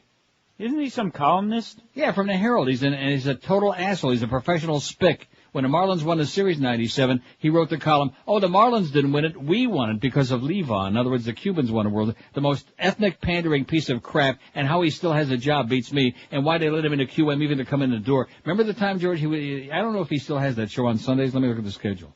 Okay. He's good friends with Ricky, I hear. Yeah. Oh, that's great. That's like Arnold, just screening the questions ahead of time. So in other words, because he's he's asshole buddies with Ricky. Oh, I shouldn't have said that with Ricky Williams. I shouldn't have said asshole buddies. That's bad. But so therefore, he knows that he's going to only throw him powder cream puffs. See, too much ass kissing, too much sucking around. People don't want that. It's not interesting. I want somebody to go on there and say, hey, Ricky, how come you got a haircut like that, you idiot? And are these stories about you and all the boys true or not? And is it true that most of the guys on the team huddle at the other end of the shower when you go in the locker room? Are these things true or not? That's what I'd like to hear from Ricky. Then I might listen. But no. You got a guy who's his good personal bunk butt buddy who's going to go on there and lick and do a little rim job right there on the radio. What kind of crap is that? It's the QMFing way, man. That's one of the reasons I have such contempt for sports radio. I mean, even if it were interesting, which it's not. But the fact is, when's the last time you heard somebody have a jock on their show or an owner or something? You know, when David Sampson was on there with Mo that time, all he did was lecture him for 15 minutes about he showed up 3 minutes late. Remember that? Sure. But when's the last time you heard somebody say, hey, how come you did this, or how come you're like taking steroids, or how come you're when like... was the first time? Forget the last time. Right. Well, the last time was that jackass ripping poor Pete Rose. What the hell was his name on NBC? Gray, what's his name? Jim Gray? Davis. Jim Gray. Jim Gray on NBC TV. What was that, about 4 years ago? Yeah, the All-Century team was announced, and he asked him. Right.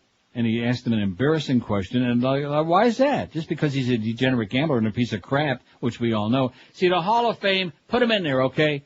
I noticed they let him come back into baseball, which is not a good idea because he's still a degenerate gambler and a nutcase. But you know, Hall of Fame should be based on his playing ability and his career record, not on whether he's a good guy, if he ever stole a freight train, is he a compulsive gambler, is he a crook, who cares? Right? Well, he's not back in baseball per se. I mean, you know, he can't go to any games. They let him come in the back door at the stadium. Now, Ricky Williams, he said he could show him instructions on how it, well, or was that Louis Oliver? I'm not sure it was Ricky or Louis Oliver said that. Arab networks air al-Qaeda tape, an audio tape purportedly from Osama Yamama bin Laden's top lieutenant Ayman al-Zawahiri, has aired on several Arabic language TV networks. Among other things, the voice on the tape urges Pakistanis to overthrow Pakistan President Pervert Musharraf for what it calls betraying Islam. I guess they're not too crazy about that pervert. The tape first aired on the Arabic news network Al Arabiya. Network officials refused to tell CNN how or when they received the tape. K. Novell. The speaker blames Musharraf for enabling the U.S. to topple Afghanistan's Taliban government. Without his help, America would not have managed that, he says. They would not have managed to kill thousands of innocent people in Afghanistan. Those innocent people were killed by the hands of Musharraf. Of course, I guess they weren't mentioning about the thousands of innocent people they killed, like in New York and Washington, but, you know, I guess we're nitpicking now. The U.S. supports Musharraf because he recognizes Israel, the speaker said. Oi! And because he's willing to send Pakistani troops into Iraq. The speaker on the tape mentions former Taliban spiritual leader Mullah Omar calling on his audience to continue their support of him, and yada, yada, yada. He urges Muslims to resist this Jewish-Christian crusade. Give me that good old-time religion, baby, and I'll show you some real hate and a lot of dead people laying around, a lot of dead bodies. Without religion, the world could be a beautiful place. Is it ever going to happen? No. It could be paradise. It could be paradise. Here's a fact that says, in order to be familiar with the term talking head and who it applies to, one would have to be a viewer of the national news media programming. Since I don't feel bad about sending in a non-candidate. For a while I felt stupid, but now I feel fortunate. I agree with you, sir, whoever sent this, you're right. Feel very fortunate not to be getting fed a diet of all these same self-serving, egotistical assholes who get on there and say absolutely nothing. Here's the fact that says, what about Debbie Schlussel? Oh. Huh? Do you know who that is? No. I have never heard of Debbie Schlussel. Oh, I love that name. Sounds like a food. Sounds like a vacuum cleaner. Ever get a Bissell? How to Bissell Oyster Schickard. Well, see, now I start with that Jew crap again. It's funny no matter what it means. Yeah.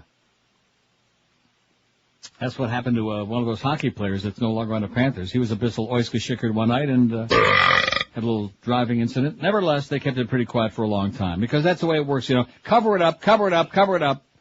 Debbie Schlussel, I don't know who that is. I like luncheon Schlussel. How about Schlumberger? Don't get me started on that stock thing. I'm so frosted because I feel that I'm being had again by another one of these hotshot lawyers. I got this whole package of stuff faxed to me yesterday. I don't know. It's kind of like saying no matter how badly, and you should have seen the responses from Mitch Hirsch's people. You should have seen that. Oh, yeah? Oh, yeah. You're an asshole. And I'm supposed to, got to tell them how much money I'm making in my current contract. What does that have to do with how I was screwed over and how much money they lost me? If I'm making $50 million a year, if I'm making $1 billion, what does that have to do with their irresponsibility and the fact that they never put in a stop order on anything and they just let all of that go right down the toilet? What does that tell you? Huh? Well, I know what it tells me, but I can't say it on the air. I know. Here's Aventura. Hello. Hey, Neil, how you doing? Pretty good.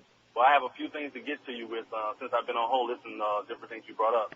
Debbie Schletzel is a little Tweety Bird-looking white girl with blonde hair who talks real fast and talks over everybody when she's on the Talking Head show. Oh, she's on there? Okay, let's put her on there then. Yeah, she's like and she's real obnoxious. She looks like she's about 25 or 26, but she goes on and on. Even when the other person, it's time for him to try and make his point, she's still talking real fast. Secondly, Captain Marvel with Billy Baxton, before he turned into Captain Marvel, he say Shazam, not Kazam. I know that. It was a joke, see. It was just a little play on words. Don't get nervous. No, I'm not. I was calling you in reference to last week. You read an article about black students in a Texas college who were being sold cookies for 25 cents each. Right. To kind of make a point on affirmative action. But that's not the first time that has happened. A couple of years ago, same thing happened with some Republicans on another college campus. But what those black students did was they bought up all the cookies for 25 cents each and then sold them like for $1. All right, now you're talking. I love it. All right. Nothing like that's called American entrepreneurship. I love it. Right, it's a way to flip the script on them. They think they're gonna try and make a point, but it made them look stupid in the end. And last night I had I made a porno run, and happened to catch Matt Fudge, and he had Ann Coulter on last night. And they went on and on and on about how all the liberals are having a problem with Arnold Schwarzenegger flip-flopping on certain things, how he believed this and that there on a couple of years ago, and now he's saying different things. And then right after they made that point, then they went to, what's the general that just got in, Clark? Yeah. Then they went right to Clark and told him, well, look, he was just praising Bush a couple of years ago, and now look at him. You know, they don't even see where they're hypocrites, where they're trying to make one point here and then another point there. Were you drudge packing? Yeah. All right, Neil. Thanks for all Okay, the Pally, have a great day. I've been driving for the last since '94 down here, and I love you. Thanks, Came man. out the Marine Corps and started listening to you. Excellent day. See ya. Take care. All right, man. Excellent call. How do you like that from one of our darker complected friends? We got a few of them. About 30, man. What? Huh? 5670560, pound 560 on it. So Debbie Schlussel, we got her on there. Look at that. Dr. Phil's got 11. We hate him, man. Oh, God, I wish that, like a vein in his forehead would, like, pop open right in the middle of one of his goddamn shows. We're Sports Radio 560, QAM. The Marlins.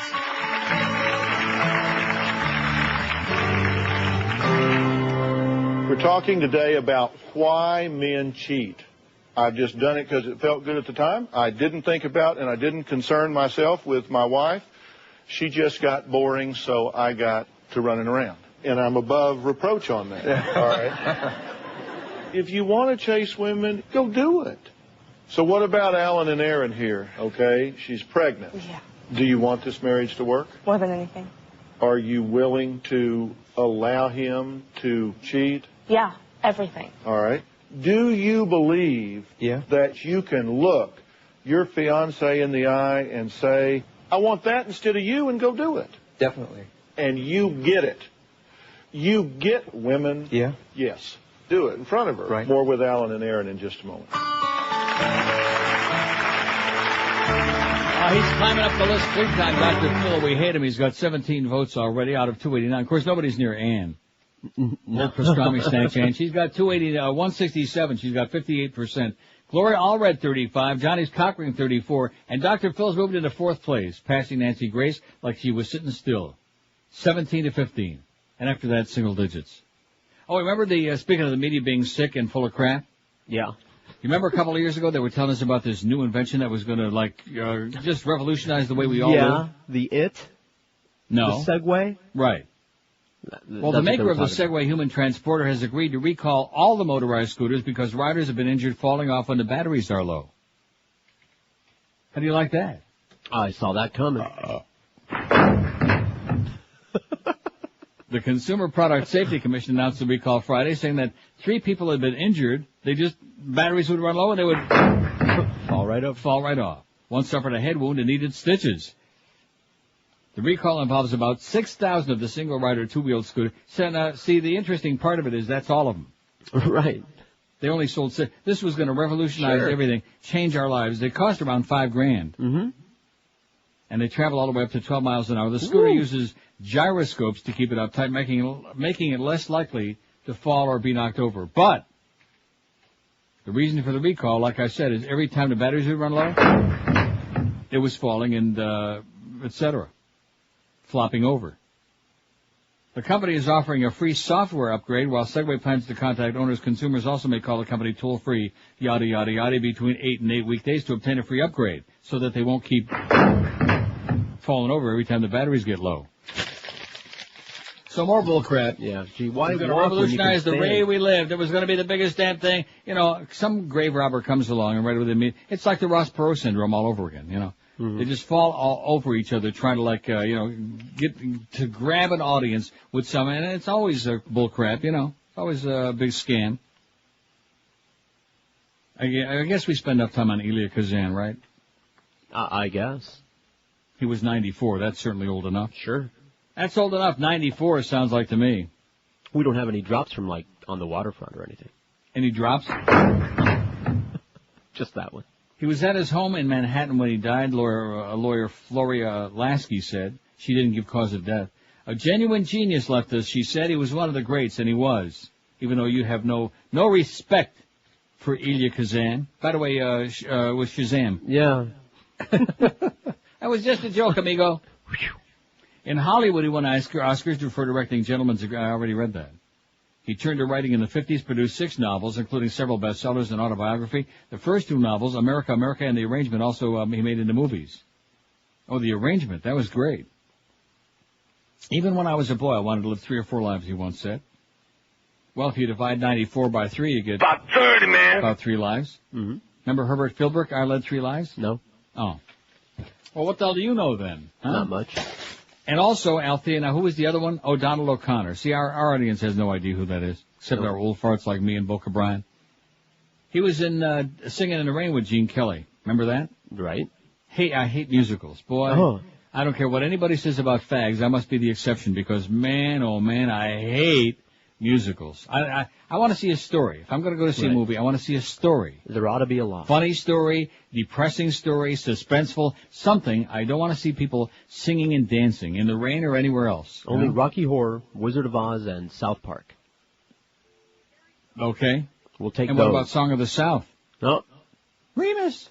No. Huh? Not you. No, not me. Maybe you. What, you never saw Song of the South? Oh, yeah, I saw it. You said Remus. So what does that mean? What does that mean now? I don't You care. said Remus.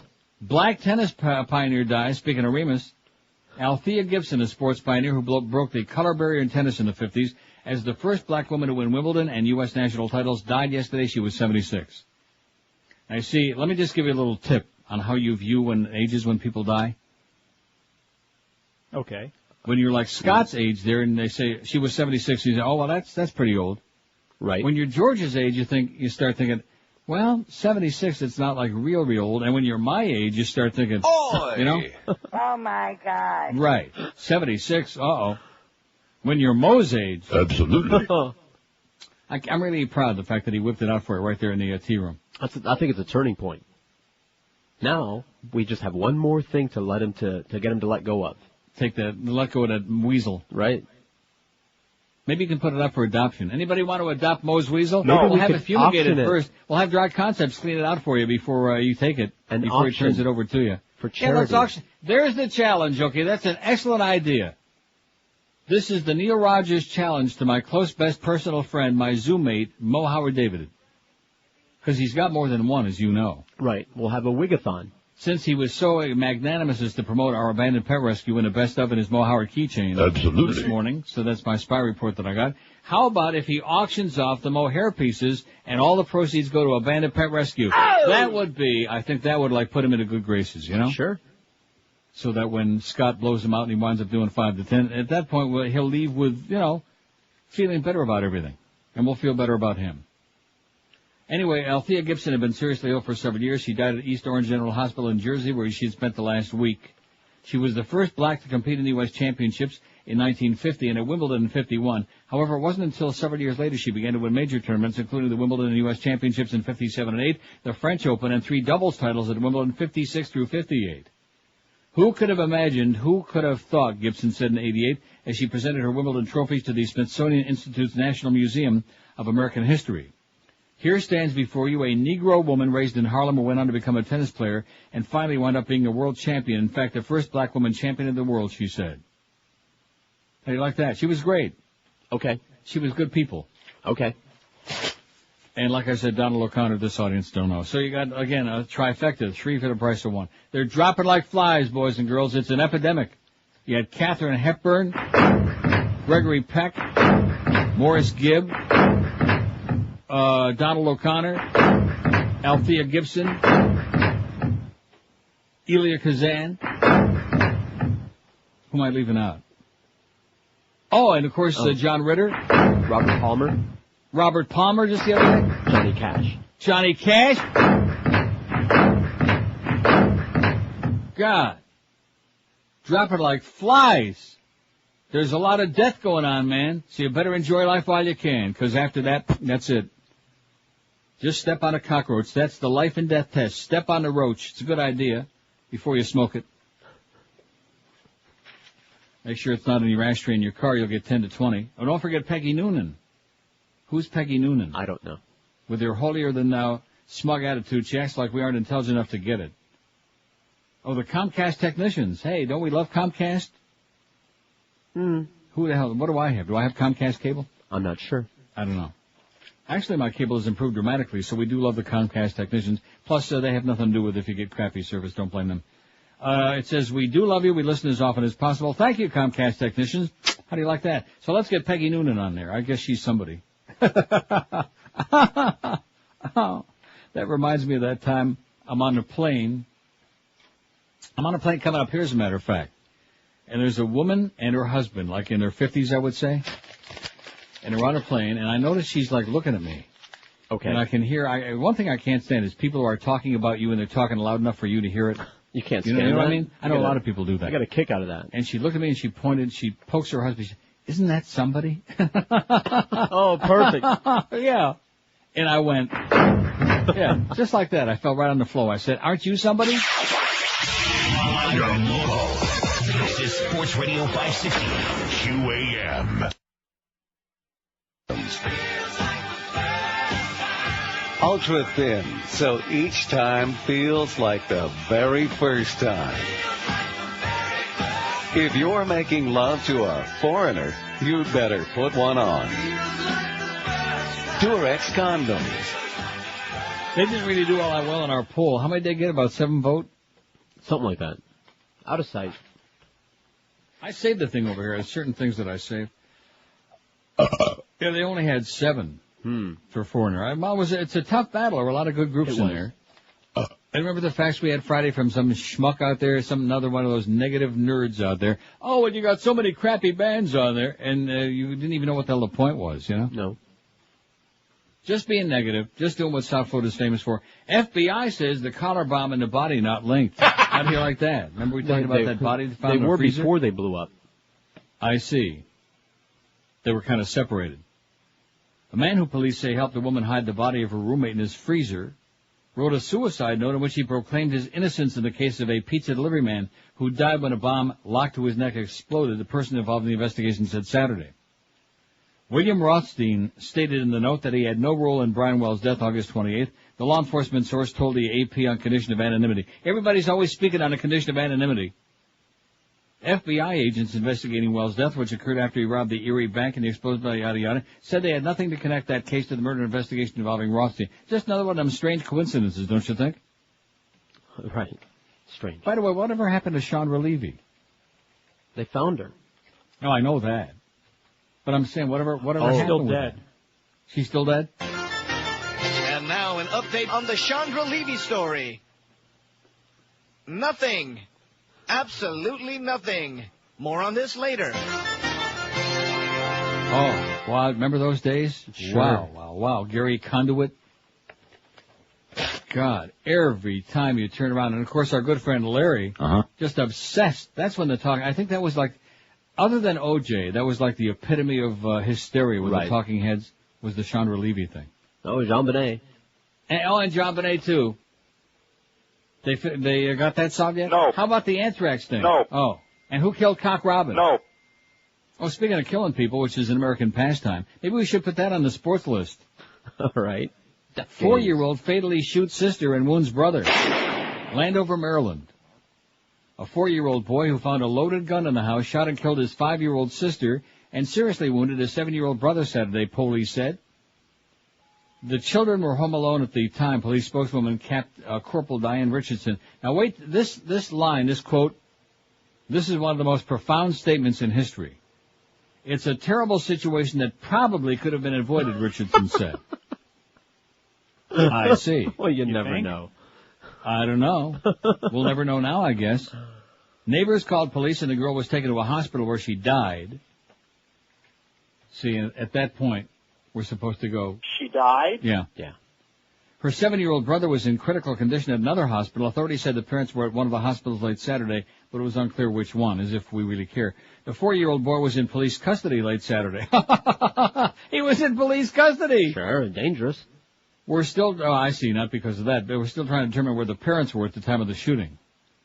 Robert Richardson said the parents could be charged for leaving small children unattended and for leaving the gun where the children could find it. So here's a 4, 5, and 7-year-old. Oh, I guess the 7-year-old brother must have been babysitting, huh? Sure, there you go. Mm-hmm. Unfreaking believable. But, you know, it's right. One of those things, spinning your wheels. It's the American way. You're never going to change it, but it's American pastime. Forget about baseball being the American pastime. Forget about even the NFL being the American pastime is shooting it up, baby. Shooting it up. And if it's not shooting it up like that, let's ask Terry from Requiem for a Dream. He was shooting it up. Maybe one time too many. Yeah, look at that thing. Look at that purple haze right on his arm. Man, nasty looking thing. Wonder how Harry is doing. And of course, what's her name? Sarah. Yeah. Won't see her no more. You think? Well, maybe on visiting days.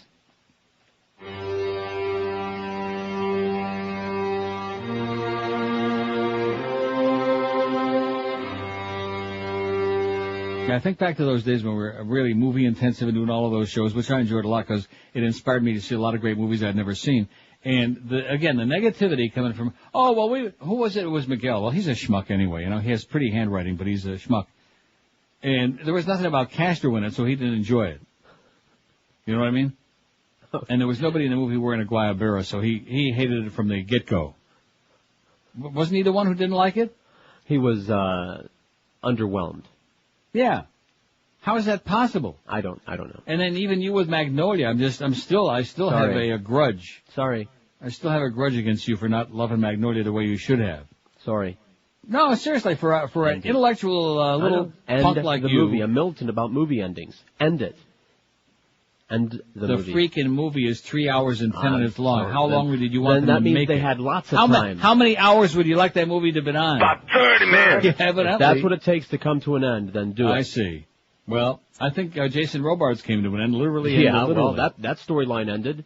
Oh, and also, you know, a few days ago there was a power outage in Copenhagen, but since nobody cares about Denmark except those who know what a great place it is, it didn't even hardly make the news. Now, yesterday, did you hear about this in Rome? Oh, I saw it on the news on the crawl. Right, a massive blackout hit Italy yesterday, cutting power to millions of people who woke up to find their phone lines silent, their TVs black, while drivers struggled through streets without traffic lights. That must have been fun in Rome. And trains remained stuck on the tracks, Toulouse-La tracks. Most of Italy's 57 million people were left without power, compared to the 50 million affected during the August 14 blackout in the U.S. And here in Canada, in Ontario, by mid-morning the power was returning to the north, but still remained out in most of Rome and the south. And you look through the whole story. And this poor guy with his gelato. It says, all the ice creams are melting. It's a disaster, said manager Massimo Purificato. Claiming without his espresso machine ability to make croissants, he couldn't keep a customer in the joint. Of course, they don't call it ice cream, it's gelato. But then the Goyam at AP wrote this. And then you look here, there was a thing about a tree fell in Switzerland. Yeah, that's baloney. You notice how they keep this almost be just like the other thing, just like the frozen body, just coincidences, right? Mm-hmm. Yeah. Then we have these massive power outages here in the U.S. and Canada, and in London and other parts of England a few days later, and then one in Denmark, and then a big one in Italy. Just a coincidence, right? Sure. Boy, oh boy, the way they lie to us poor freaking people, man. They take our money, they rape us for the taxes, and then, we'll tell you what's good for you, okay? We'll decide what's good for you, and they pay you on it like a little child. Speaking of little children, see, I have all this important stuff here, and I've been potchking around with this stupid-ass pool that's already a foregone conclusion that Ann Pastrami snatched Calder won by a mile. I don't think I'm going to be eating no more, even though it is corned beef, no more Reubens anytime soon. Oh. I am going to have, you know what I'm going to have today? I'm going to have matzo ball soup and some kishka. You order it without the balls? No, I like the ball. It just has one ball. I know. It's the John Kruk soup. It has one ball. I just didn't know about the carbs. It's the Tom Green soup. Maybe you can relate to Tom Green better than John Kruk, since you're not a sports. No. Yeah, it's the Tom Green soup with one ball. Jesus ban in park spurs suit, says the Washington Times. A federal lawsuit was filed last week against the state of Washington because a family was banned from inscribing message with the word Jesus on a commemorative brick at a state park there. How do you like that? Good. But the family filed a lawsuit. Bad. Because they wanted to inscribe, I'll find it here sooner or later, they wanted to inscribe Jesus Christ on a commemorative brick at a state park. The public interest law firm of American Center for Law and Justice brought the action Wednesday in federal district court in Seattle on behalf of Dan and Olga Buchanan of Linwood. The Center for American... See, all of the, you know what really amuses and amazes and just confounds me? The new thing is now, and all the talking head networks, the news networks do this, they'll have some burning issue going on, Mm-hmm. And here's Richard Jones from the Heritage Foundation, right? And they present it like the Heritage Foundation is like some impartial think tank, like that, right? This is a case where the state has violated a free speech rights of our clients by targeting a message for exclusion because of its religious content. American Center for Law and Justice Counsel Stuart J. Roth said. The law is very clear. If a state permits a wide variety of messages to be posted in the public area, the state cannot reject the message because it contains a religious reference like Jesus Christ. Like that. According to the ACLJ, the state initiated a fundraiser to build and maintain a playground for children in St. Edward State Park in Kenmore, Washington. To raise the money, the state permitted community members to buy a commemorative brick for $100 and inscribe it with a message, and then have it placed in the playground. Well, first of all, the easiest way to overturn that? What's that? Is tell them, it doesn't say Jesus, it's Jesus. Oh, all right. That's our go. grandson's Really? name. He lives in Colombia. His name is Jesus. It's got nothing to do with religion. That would be the end of that, wouldn't it? Yeah. Morons. But you got to get the lawyers in there because, all the grave robbers out there, they want your goddamn money. Live and local. We're Sports Radio 560 QAM. You fudge packing? Yes! Yes! He's the biggest, baddest, brawniest rocker of all time, and he's not taking any prisoners. He's Axel Schwarzenegger. Welcome to the jungle. We got fun and games. We got everything you want. We blow you all to hell. Axel Schwarzenegger. He's all pumped up and ready to rock. Take me down to Paradise City, where the grass is green and the girls are pretty. Or I'll stick a grenade launcher where the sun won't shine.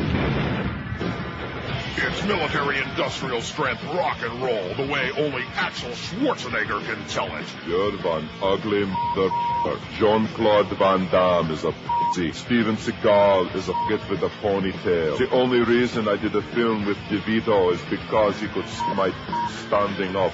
It's Axel Schwarzenegger exclusively on Terminator CDs, records, and cassettes. If you don't buy this album, I'll be back. Hasta la vista, baby. There's Governor Schwarzenegger.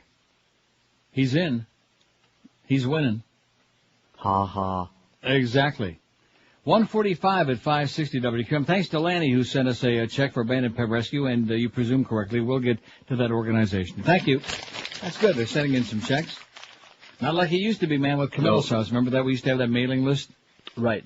The salad days. Oh, yeah. Those were the days, man, when every day you'd have like a whole crap load. I can remember like going home. It would be an hour project just to open up all the envelopes with the checks in them. Not no mo. And it's mighty difficult raising money for charity because there are a lot of people out of work, because money is tight, because people are a little panicky, because charitable contributions have gone way down to the bottom of people's priorities now. Because they're worried about, and by the way, thank you very much, President Bush, for the low gas prices. I forget where the hell it was they were showing yesterday, but it was like $2.23 for a premium unleaded. You ready for that? I thought it was supposed to be free by now. No, not free. You Mr. 3, not free. Oh. 3. 3. Close. Oh, sorry. Police say clubs are rife with prostitution in Miami. Can't believe that. La prostituta. It's 11 o'clock on a Friday night, and how do you pronounce this, since you're the Aspic expert? T-H-A-Y-Z. T-H-A-Y-Z? T-H-A-Y-Z. I've never heard of that word in my life. It's 11 o'clock on a Friday night, and wearing a black slinky midriff top and a tight leopard print miniskirt struts over to a man sitting alone at the bar and begins whispering seductively into his ear. She touches his thighs as he pulls her closer, and she giggles as he tries to touch her breasts. For a few dollars, the man was able to buy affection. He paid her to laugh at his jokes, to flirt with him, to make him feel wanted, to feel something and needed. But when he slurped the last drop from his bottle of Coors beer, his time was up. I wonder what she was slurping. Maybe it was just a Slurpee. So she stood up, swaggered over to the next man sitting alone at the bar. 35, a single mother of two, says she doesn't love her job as a waitress at a Little Havana cafeteria turned nighttime bar, but it's the only way she knows how to eke out a living. Eek. When I first started working here, I felt terrible. A Peruvian set his music player. It's salsa music, blared from a jukebox at the far back corner of the dimly lit bar. But then I started making money. I started feeling better. I'm a single mother. I need to pay the rent. The Herald is not using last name or revealing her employer to protect her identity. She's one of hundreds, if not thousands, of bar girls, many of them undocumented immigrants who work in a thriving yet largely secret world under attack by the city of Miami. Their employers operate as regular Latin cafeterias during the day, but at night they're packed with single men, most of them working-class immigrants like George, who pay $10 to $15 for a bottle of beer that allows them to chat with or grope these scantily clad women working there. Not a bad deal. Absolutely. The world of the B-girls, as these bar women are called, has been spotlighted in the past week following the arrest of a man police say is the Shenandoah rapist, Reynaldo Elias Rapallo, spent many of his evenings at a cafeteria, and its owner suspects a former employee was one of his victims. Police wouldn't confirm that. This month, the city began taking on the illegal establishments tucked in seedy corners of Little Havana, Alapata, and Flagami. Police say there are hundreds of illegal cafeterias in Miami, with one nearly every half block in busy thoroughfares like Flagler Street, Southwest 8th Street, and Northwest 7th Avenue. Increíble. Operating out of dark-tinted storefronts with twinkling neon lights. Some employ as many as 30 bar girls, but most hire an average of 8. Police say these bars are a nuisance because they're a breeding ground for drugs, prostitution, and crime, las prostitutas, and they take average of desperate low-income immigrants. The guy probably spent 10 hours working on top of a hot roof, probably lives with 3 other guys in an illegal unit. He's got an illegal unit. When do you think was the last time a pretty girl talked to them, said Miami Police Sergeant Alfredo Alvarez. Mingling, as the police call a high-priced flirtation, is also illegal because the women, who police say earn $50 to $200 a day, do not pay taxes on their tips. Bar owners say they're doing nothing wrong but being harassed by police for operating legitimate business. They say they should not be punished for a few businesses rife with criminal activity, which they say are the exception. Instead of just letting people drink beer, they come in here and treat us like delinquents, forcing everyone to stand against the wall, interrogating everyone like we're criminals, said Miguel Reyes, owner of Los Arcos Floridianos. Los Arcos Floridianos. Isn't that what I just said? Yeah. Sure. One of the bars the city's gone after. They call it enforcing the law. I call it abuse. We are doing nothing wrong, said Miguel. I didn't know. Maybe that's what Miguel's doing on the side. I think he was doing a bar boy on the side. In fact, if you hear all the rumors around there, everybody's into Doreen. We don't have that drop-in, do we? We don't have it yet. It can be found. No, we don't need it right away. Well, let's save it for when we have a more appropriate moment. Where I'm always talking about Doreen. Something about Doreen and Coulter. And something about pastrami and corned beef. I'm not exactly sure which meat we're talking about. It's 11 till 2. We got the Mad Dog 2 to 4 this afternoon. Everybody, this is all just a bunch of foreplay for the big game tomorrow, baby. 4:30. Marlins at the Giants. Joe Angel is God. Live and local. This is Sports Radio 560. QAM. Tired of the same old restaurants? Try the Cafeteria Santeria of Hialeah. How much is that doggy on the menu? The one with the barbecue tail. How much is that doggy on the menu? I'm sure glad the chef's out of jail. That's right. No matter what the weather's like outside, it's always raining cats and dogs at the Cafeteria Santeria of Hialeah. We'll make your stomach stop growling and make your neighbor's pit bull stop doing the same thing. Talk about delicious. Your meal is always fresh. We kill it right on the premises. For a heavenly meal at a sacrifice price, it's the Cafeteria Santeria. Try it once. You'll eat there religiously. How much is that doggy on the menu? The one that is fried in deep fat. Please bring me that doggy on the menu. And bring a side order of cat. Walk, run, or catch a greyhound for the Cafeteria Santeria of Hialeah, where we give new meaning to the word pet food. All right. 154 at 560 WQM. Look at this. Ann Coulter, as we know, is in first place all alone. Which TV talking head you pray never to see again? They hate you, Ann, and your boyfriend, Miss Fudge. They can't stand him either. Ann Coulter, 188. But then, after that, it's a pretty good horse race between three people. Johnny Cockering, 43. Dr. Phil has moved up to third, 41 votes. You turd.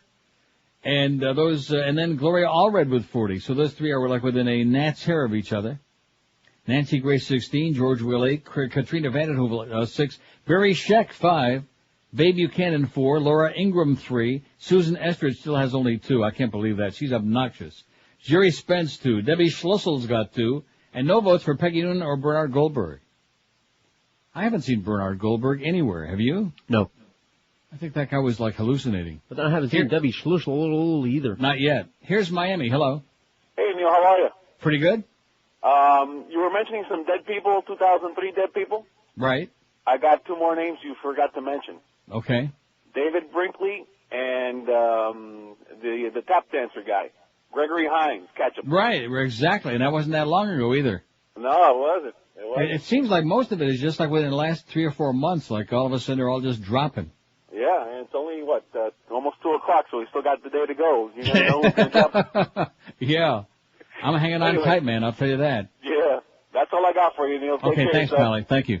Bye. Yeah, they're dropping like, I'm not going to play that because I got my other stuff, and you know my luck. Right, yeah. But you know how that works. Sure. I'll try it. Because you know what? If it doesn't work, then I can just leave. See, that worked no problem. 567. Try to keep trying it until it doesn't work. 567-0560, pound 560 on the AT&T and Verizon wireless line. Joe Angel got screwed over so bad, and it just wound up slapping him right in the puss. Because even with all the Marlins success on the field, they still got that Dave Van Boring in the broadcast booth on radio. And I don't care what anybody on the station, including my good friend Mo. Absolutely. Come on, Mo, you're so full of crap. He is so boring. Even Vanilla is more exciting than Dave Van Boring. And to think of the season that team had, that's one of the reasons that there's so little enthusiasm, beside the fact it's a horseball bush league town and that nobody cares about baseball and they're front-running phonies. But also, if you have an exciting announcer, just like Harry Carey, which there are very few of those guys, but Joe Angel, he stimulated a lot of interest in the team. Didn't he? No. But he at least was exciting. He's good. I like Joe.